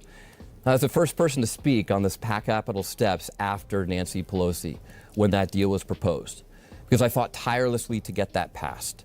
And what it does is it's actually empowered the moderates in Iran who are fighting for regime change. When Trump ripped that up, it empowered the hardliners. What we need to do right now is take away the leverage that Iran has. I would ship the oil up north through Iraq to reduce that pressure, and then get to the negotiating table as soon as possible. Senator Markey, 45 seconds. We have to go back to the negotiating table. The treaty which Barack Obama and John Kerry negotiated was working. Its full scope safeguards by the International Atomic 6-7 is over now, Thur. The nuclear program in Iran. That deal was in place. Donald Trump destroyed it. We have to go back to renegotiating a nuclear deal. And at the same time, Weijia Yang made like the most cringe joke ever at the White House Correspondents' Dinner. We had to end it. In the Strait of Hormuz. No more. We need to take my legislation that was passed in 2022, put it back in place next January for wind, for solar, for all electric vehicles, for battery storage technologies that are going to be the energy independent solution which we need. We just have to get out of these Middle Eastern Senator, quagmires. thank you. That's your time. Our next question comes from the Bay State Banner, our media partner. It's also for both candidates. Due to historic redlining, dense paving, and industrial zoning, many communities of color experience significantly higher urban heat island effects, higher asthma rates, and less canopy cover. How are you addressing climate impacts in underserved communities? 45 seconds. Senator Markey, you start. No, thank you. In the 2022 climate bill, I was able to work to include 60 billion. Apparently, the kiddo told Curiouser that the other day that it was over. Communities like Boston and Brockton. I'm glad we all came to it at the same time. The kids are on it as well. And that fund. Yeah, it's over. It's ran its course. That historic environmental injustice in poor and urban communities. We have to restore that funding. I was successful in successfully getting the funding for an urban forest program for the city of Boston to be able to plant hundreds of trees in Boston. I work with Mayor Wu in order to accomplish that goal, and that funding is there, and it is being implemented to make sure that that tree canopy is in place for the people in the poorest parts of the city of Boston. All right, Congressman Moulton. These are nice ideas, and I support them too, but we need transformative change for communities in Massachusetts. And that's why I have put forward a transformational regional rail program that will make it faster than driving to get around eastern Massachusetts. Imagine being able to live on the North Shore and work on the South Shore, because every train from the north goes through to the south and west. Every train is electrified, and we finally have rail service like the rest of the world enjoys. I mean, wouldn't the passengers get shocked? You should be able to get to Springfield in 45 minutes, not on the old-fashioned commuter rail program that the senator supports. But here's the brilliant piece. When you do this, all the rail yards around North Station and South Station become developable land for housing. And all the rail yards around South Station and those environmental justice communities become housing and parks. That's transformative for those communities and transformative for everybody's commutes. Congressman, thank you. This question also for both candidates, and it's one facing many Massachusetts cities and towns right now. Do you support data centers, those hyperscale data centers being built in Massachusetts? Congressman Moulton, 45 seconds. There be a no on both of them. Any data centers that do not have the approval of the local community, there are some communities that want them, most do not, and that absolutely reduce electricity prices, not raise them, protect more of the environment than they impact, and will actually create jobs here in Massachusetts. These should be decisions empowering. And if a frog had wheels, it wouldn't bump its ass. AI is not going to go away, and Massachusetts should be part of the AI future. But I believe that the generation that grew up with the internet and is going to have to live for decades with AI should be charting our way forward. Congressman, thank you so much. Senator Markey, 45 seconds. Do you support data centers, those hyperscale data centers being built in our state? Any community should be able to veto any data center from coming into their community. They don't want it, they should not have it. And why? Because they can see the impact of higher electricity prices, higher water prices, environmental degradation in their community. If they don't, he should be the spokesperson for a fried chicken place or something. One of those plants in their community. But we need more than that. We need to pass my AI Civil Rights Act. You need to come try my chicken. The world doesn't move online. That's why the civil rights groups in America have endorsed my AI Civil Rights Act. We need an AI and environment bill to protect against environmental degradation. We need AI and children and teenagers privacy bill of rights because we have a mental health crisis led by AI in our youth community. Senator, we need to that's your put time, those but we're protections in place. going to continue on this topic. You've actually both anticipated where we want to go next with this. There is, as you both know, widespread concern that AI could trigger job loss, jeopardize privacy, and just generally erode our ability to think as humans. Senator Markey, in 45 seconds, what's the federal government's responsibility when it comes to regulating AI? Well, I was successful just 3 months ago with Senator Cassidy, Republican from Louisiana, in passing my AI privacy bill of rights for teenagers and children. 2 years ago, 1 in 9 teenage girls contemplated suicide. 1 in 4 teenage girls actually attempted suicide in our country. 1 in 5 LGBTQ youth attempted suicide. We need protections in place for those kids. We need protections in place against civil rights violations. That's my law. Against environmental degradation. That's my law. And AI and workers. These companies want to turn workers into automatons in their manufacturing facility, in their factories. My law protects against AI being used in a way that just turns human beings into robots. Okay, we'll leave it there. Congressman Moulton. AI needs to be protected, and it needs to be the federal government that steps up to do this. And yet again, the federal government under the current leadership has just failed. This is another failure of the Democratic establishment and frankly the whole congressional establishment in Washington.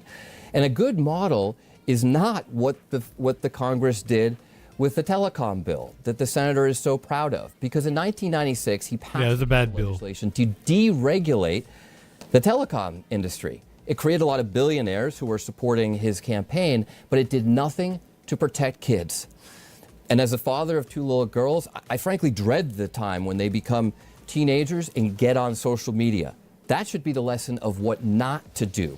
We need to protect our kids, and one of the proudest pieces of legislation I've passed is 988, the National Mental Health Hotline, that on its own has decreased teen suicide by 11%. Congressman, thank you. No, I just need to respond because that was inaccurate. Okay, we'll give you a brief response then, Congressman 30 seconds, Moulton. Senator.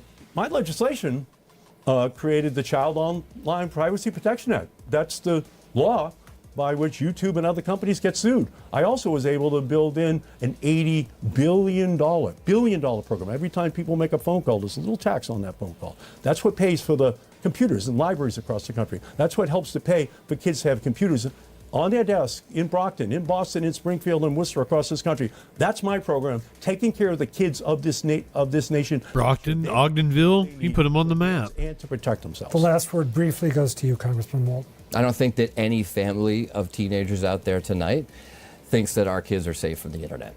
And that's why we need a new generation of leadership to change it.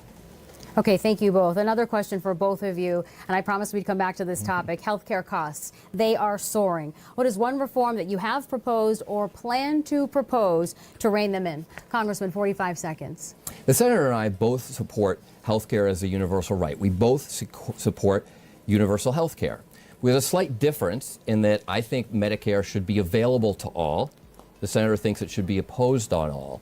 But one of the things that my plan does, which President Obama has always supported as part of what his... I think you know how insurance programs work. ...passed by the Congress before I was there, because it actually allows unions and others who have fought hard for the health care plans that they want to hold on to those health care plans. For those of us like myself who get our health care from the VA, because I made a commitment to continue to going to the VA. It's shitty to use unions like that. National health care plan. We can stay with most the VA. unions I know support Medicare for all. Brings down costs, and you're right. Costs are soaring, and we don't need taxes to go up because of the senator's plan. Congressman, thank you. 30-second rebuttal. Thank you. First, and I'll be the health subcommittee chair. Apologies. You have 45 seconds to answer this first. Then you can rebut if you want. Yeah, sorry. Sorry, 45. Yes, sir. Next year, I'll be the chair of the Senate Health Subcommittee if I win this race. My first order of business, restore the $1 trillion in Medicaid cuts that Donald Trump put on the books. That's going to be 300,000 people in Massachusetts who lose their coverage. Restore the Affordable Care Act cuts. That's going to take 300,000 people who are now seeing skyrocketing bills and give them back the subsidies which they need. But beyond that, we need to pass Medicare for all. Bernie Sanders and I, we're fighting for Medicare for all. to make sure that we take on the insurance companies, take on the big health companies in our nation, to make sure that everyone in our country gets the affordable health care which they need and they deserve. Health care is a fundamental human right. Congressman, any rebuttal? They say imitation is the greatest form of flattery, and Senator, I'm honored that you said healthcare should be a human right, because that's what I've said. Healthcare, housing, and education should all be human rights in our country. I think that after years of trying the senator's plan, which has not gotten healthcare for all, we need a different approach that will bring down healthcare costs and ensure that everybody in America has healthcare. Any rebuttal, 30 seconds. Yeah, thank you. Well, Congressman Moulton is not imitating me because he does not support Medicare for all. And we have a fundamentally broken healthcare system. We're running a sick care system, not a healthcare system in this country. And the only way to fix it is to move to Medicare for all, to make sure that everyone gets the affordable health care which they deserve for their family. Health is the first wealth, our great poet Ralph Waldo Emerson once said. The next question comes from our partner, El Planeta. It is for both candidates. In Massachusetts, we've seen people with valid work permits or pending immigration cases detained. If the Democratic Party does regain control of the Senate, what specific legislation would you advance to guarantee transparency and due process? Senator Markey, 45 seconds. Yeah, thank you. Yeah, we have a crisis across Massachusetts and our country right now. ICE agents are descending upon our communities and just grabbing people who have legitimate work permits. By the way, I saw that up in Biddeford, Maine. I went up and visited Biddeford, Maine after Mr. Guerrero was murdered by ICE agents just 2 weeks ago. So we have to guarantee that we give all full legal protections to those workers. They're in our hospitals, they're in our nursing homes, they're in our restaurants, they're our construction workers. They have work permits, which are legal. And that's why, again, I have a $100 million program, the SHIELD Act, to make sure they get the legal protections which they need in order to continue to work legally here in the United States. We'll leave it there. Congressman Moulton, what specific legislation would you advance? Well, I want to be very clear. I have a very clear three-point immigration program. Number one, prosecute ICE. Prosecute them for violating the law. They need to be held accountable. Number two, create an immigration system that actually incentivizes people to come here legally, not illegally. My office has won 5 democracy awards, one of them for constituent services. We're regarded as one of the best immigration offices in the entire country, in part because we worked so hard to get our allies out of Afghanistan. But it was harder for them to go through the bureaucracy than it often is to come across the border. And 3, we need a pathway to citizenship for everybody who's here. It's also why I have put forward the NOME Act. Yes, it's appropriately named, but what it would do is restore the right to prosecute federal officials for violating people's civil rights the way local officials can be prosecuted today. She got fired like a year ago. Is for both of you, and this is another topic that we heard over and over again when we asked our viewers to reach out to us. So, Congressman Moulton, we're going to start with you. Do you identify as a progressive Democrat? Why or why not? I do, because progressive means progress. And I have put forward one of the most progressive affordability agendas of anybody in Congress today, because it plants the flag in the ground and says that housing, healthcare, and education are just human rights. I talked about some of the things we can do to expand housing access, and I voted for many bills to do so. I also talked about what it would mean to make it faster than driving to get all around eastern Massachusetts. I mean, think about it. Living in Salem today, my wife couldn't work on the South Shore or out west because you just literally can't get there at rush hour. This will dramatically improve access to housing all across the state. We also need to make sure we have universal pre-K. That's not only good for our kids' education, it's great for working parents as well. Those are some of the things in my affordability agenda. And by the way, we pay for it because it needs to be paid for with a wealth tax on the mega millionaires because they need to pay their fair share too. Congressman, thank you. Senator Markey, do you identify as a progressive Democrat? Why or why not? 45 seconds. Well, I'm a progressive Democrat, and it's why Bernie Sanders has endorsed me in this race. Why Elizabeth Warren has endorsed me in this race. Why Ayanna Pressley has endorsed me in this race. Because I am the progressive in this race. And it's because I support Medicare for all. I believe he's a funny healthcare that is provided through a Medicare for all system. I believe in the Green New Deal. I believe that we need to have an energy revolution of wind and solar, all electric vehicles, battery storage technologies that are going to lower costs, reduce greenhouse gases, and have union jobs installing that. And I believe that we need to tax billionaires. He looks like Joe Lieberman, but he talks like Bernie Sanders. To child care, goes to education of kids in our cities so that they get the same Senator, thank you. opportunities That is which your I time. received That is your time, to Senator. become a part of the American dream. Thank you. Next question comes directly from a Boston 25 News viewer, and it is for both of you as well. Do you believe that Israel committed war crimes in Gaza? Senator Markey, you have 45 seconds.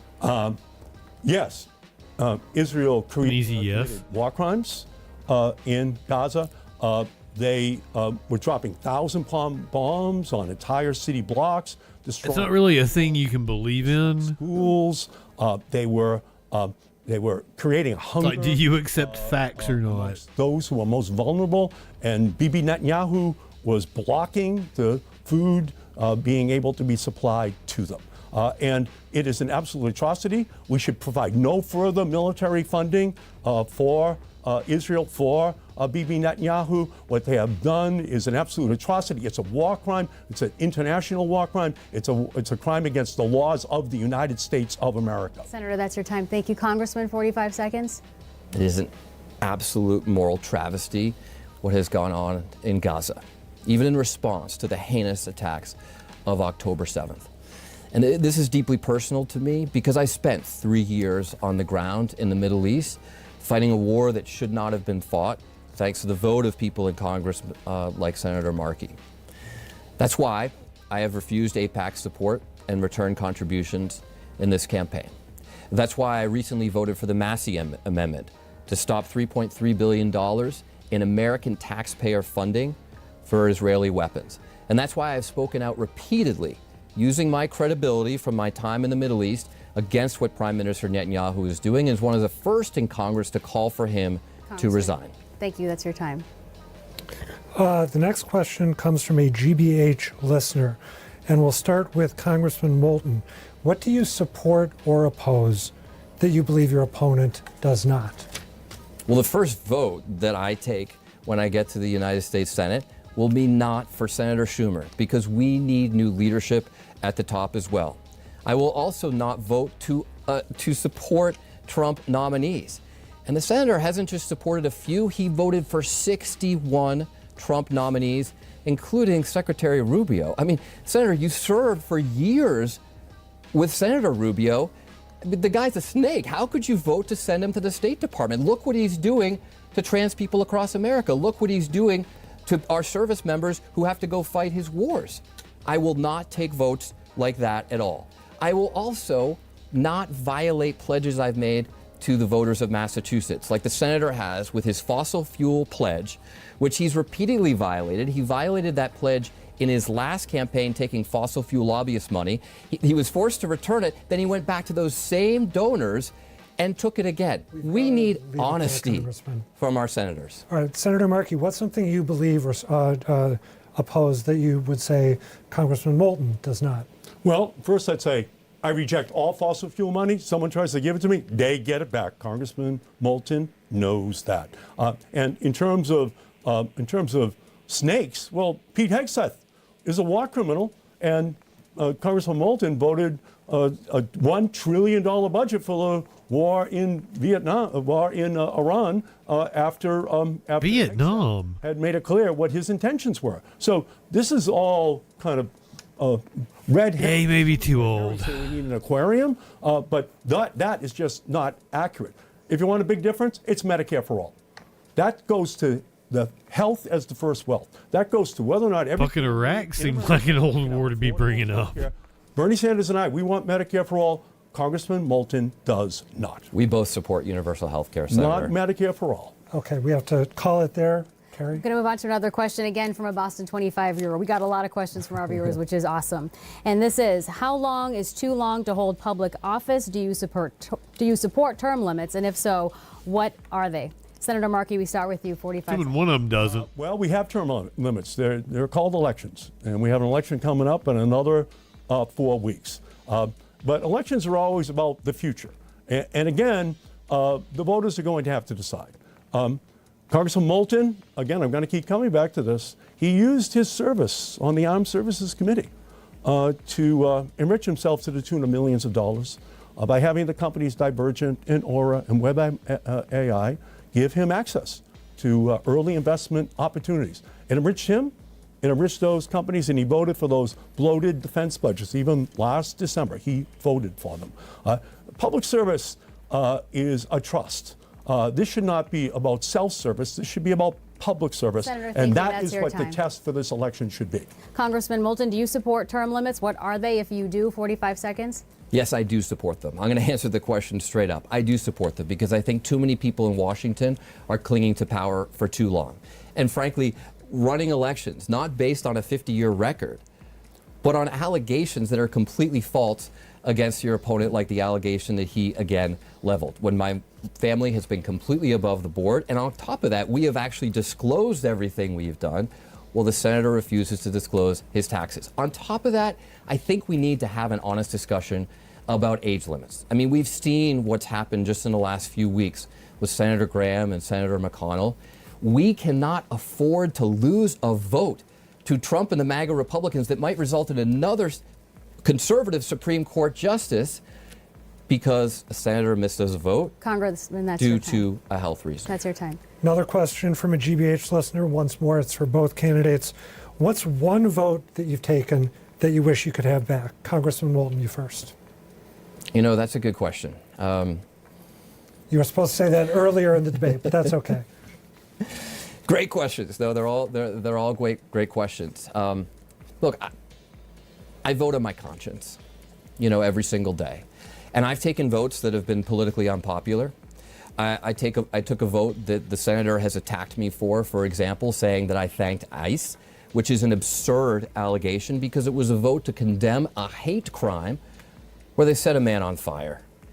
Now, some people might say, you know, do you regret that vote because the senator is running completely false ads against you that numerous fact-check organizations have said are just completely wrong and false? But I don't, because I'm always going to condemn hate crimes, and I'm always going to be able to go to sleep at night because I think I've done the right thing for my country and my kids. That was not the question. Senator Markey, is there one vote you wish you could have back? Yes, I wish I had not voted for NAFTA in 1993. That was a mistake. There weren't environmental and labor safeguards. But I learned that lesson, which is why I voted against a trade deal with China, a trade deal with countries all around the world, because I now came to the conclusion that those trade deals, they get exploited. They wind up with workers paying the price. They wind up with families losing their jobs. So I've been endorsed by the AFL-CIO in this race because they know I understand that their jobs are dependent upon fair trade. And when these trade deals go awry, it's their families that pay the price. But not the UAW. Families I stand up for, and that's why the AFL-CIO has my back in this race. Senator Markey, we're going to stay with you for just a moment. What was your signature legislative achievement, and when was it passed?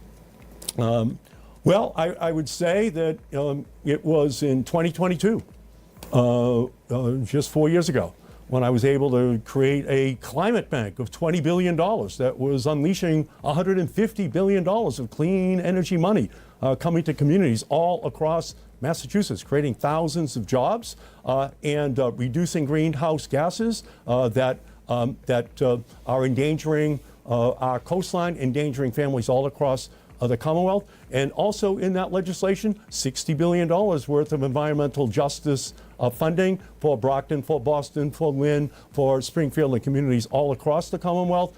And simultaneously, the tax breaks for wind and solar, offshore wind that I was able to build into that bill to create economic growth and lower electricity prices in Massachusetts. You have 45 seconds.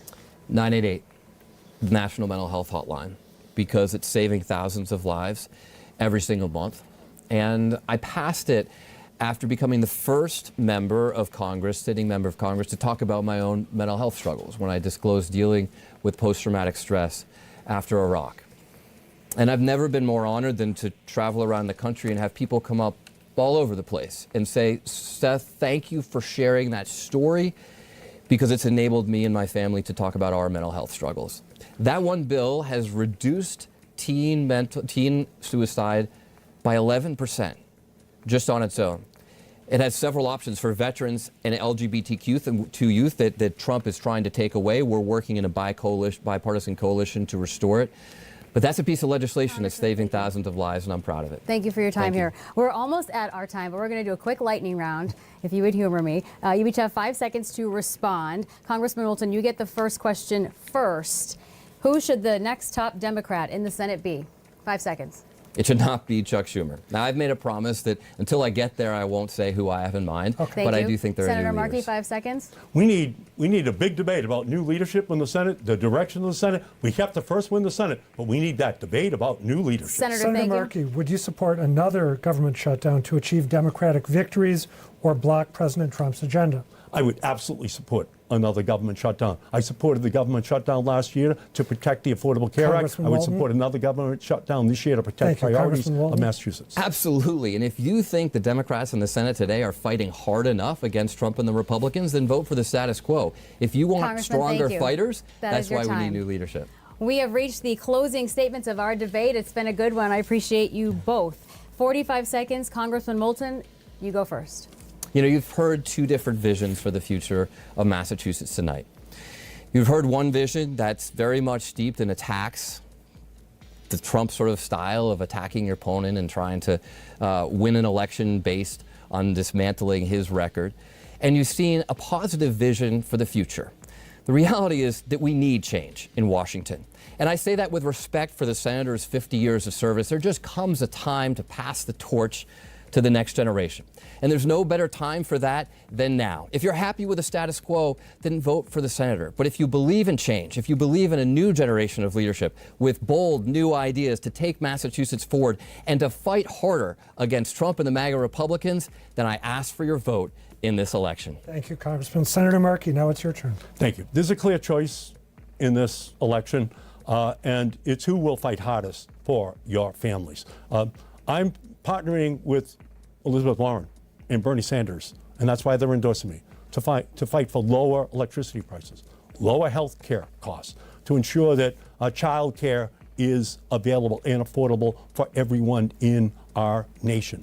That's the progressive agenda for today. And as opposed to Congressman Moulton, I do not benefit from sweetheart private equity deals in the committees that I serve on. I will never do that. That's what Congressman Moulton represents with the $350,000 in corporate PAC money he has received in this race. And Senator There's Markey, a clear choice, that and is I your ask time. for your vote. And I thank you, Senator Markey and Congressman Moulton, both for the spirited debate tonight. Thank you for being here. And thank you to everyone at home, on their cell phones, wherever you're watching this right now, from our Boston 25 viewers and GBH listeners. On behalf of my co-moderator, Adam Riley, I'm Carrie Kavanaugh. Thank you so much for being here tonight and this very important conversation. Two completely different debates.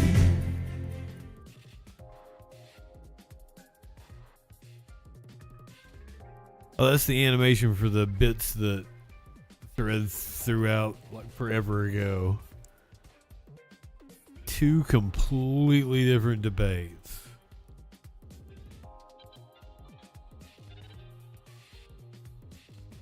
Oh, yeah.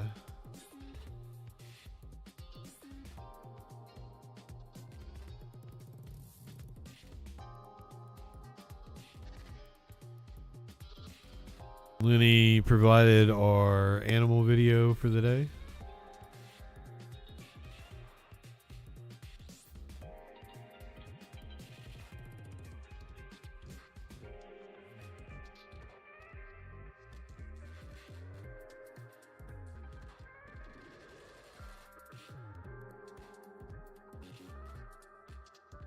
Never mind, that was an AI video. Still love you though, Lenny. We haven't checked in with Mo Mutts in a little bit. Let's do that.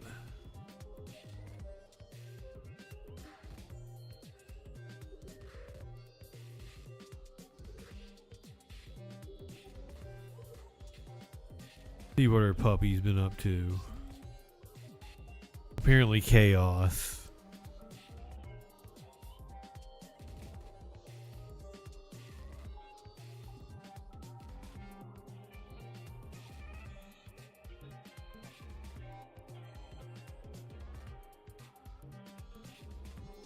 Open got loose. So Vern just wiped out, has a big bloody knee that needs to be cleaned up. I tell Lee to come get us, and he's like, the bus is making a crazy noise. It's got a flat tire. We have Fiona, Hippo, Lady, Deshu, Mila, don't get tangled. Stay on this side, girl, and Bailey together. Really pre-tangled. We're all on the road. Whoa, whoa. Good dogs. Whoa, whoa. See how Fiona just turns? Perfect. Let's go. Working on pace, like, let's go. And easy. There's some chickens over there. Lots of distractions. So jogger just came by, 2 joggers with a stroller, the baby in there. And so that's something that would wig her out. So all I did was put her in a sit-stay while they passed by, let her observe, and then praised her for not reacting, but just watching. And then I said, let's go, and we kept walking. Tim's walking towards the scary thing makes him kind of weird. So a sit-stay can be very helpful. Lee's dropping off the crew she walked with. She's going for a bus ride, so she Got a can blue tail. acclimation and meet these guys. Hi, Boofy. Thanks for the kiss, Slade. Okay, I don't know what's going on right now, but Mila slipped her harness on the bus, pushed the door open, got loose. Luckily, her owner grabbed her immediately. But Vern just wiped out, has a big bloody knee that needs to be cleaned up. I tell Lee to come get us, and he's like, the bus is making a crazy noise. It's got a flat tire. Damn. A bus with a flat tire, a kid with a bloody knee. Luckily, the loose dog is recovered in the middle of first walk. Luckily, Lee only picked up Gandalf for second crew, so he's going to toss me Gandalf. I don't know if she's told us during one of the videos. I'll drop off whoever's around, and I guess use our personal car to shuttle home anybody who lives too far away for a town walk home. This is Mo Mountain Mutts in bumfucked Alaska. Party. Hey, good boy. Come walk with morning crew. Our luck with the tires continues. All right, we walked to Dusty's house. Everybody did a sit-stay at her door, and I dropped her off. He's doing a double, and he's doing a double, so they're gonna walk the other end of town. So they got a flat on the bus, so they're just gonna walk the dogs home. These 2 live real close, so we're just gonna go to their house and drop them off. Got these 4, just dropped off Boom and Magnum. Check in with Lee, see how his shuttling is going. I've got Mika, Wesson, and Appa. We're gonna go grab Bentley across the street here while Lee grabs Tater and Chum. And we'll continue this shuffling dog walk. Come on. Oh, sweet I'm babies. just happy to be here. Okay, we got Tater, Chum. Gotta go find some water. Next block over. I've got Sabbath and Soul now with us. Maru and Whiskey are tapping out. They're hot and tired. They got some water. Now they're going home. And Gandalf.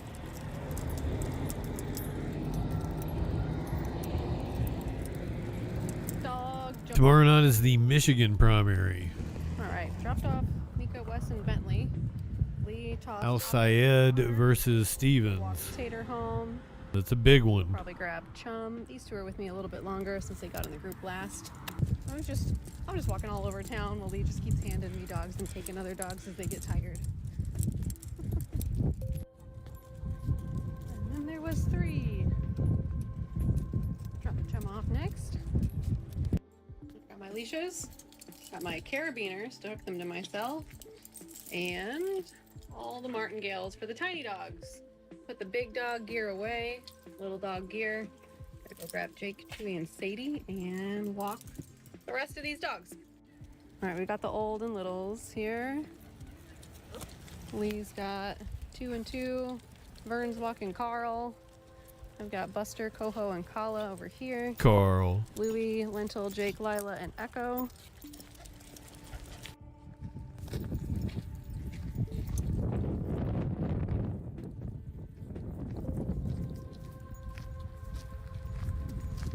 They got the movie night extravaganza crew going over at Cosmopolitics. Oh, That's where you Twitch people are headed to. hanging out with Louie here. Hey, Louie. I one up, tip one back. Look at this beautiful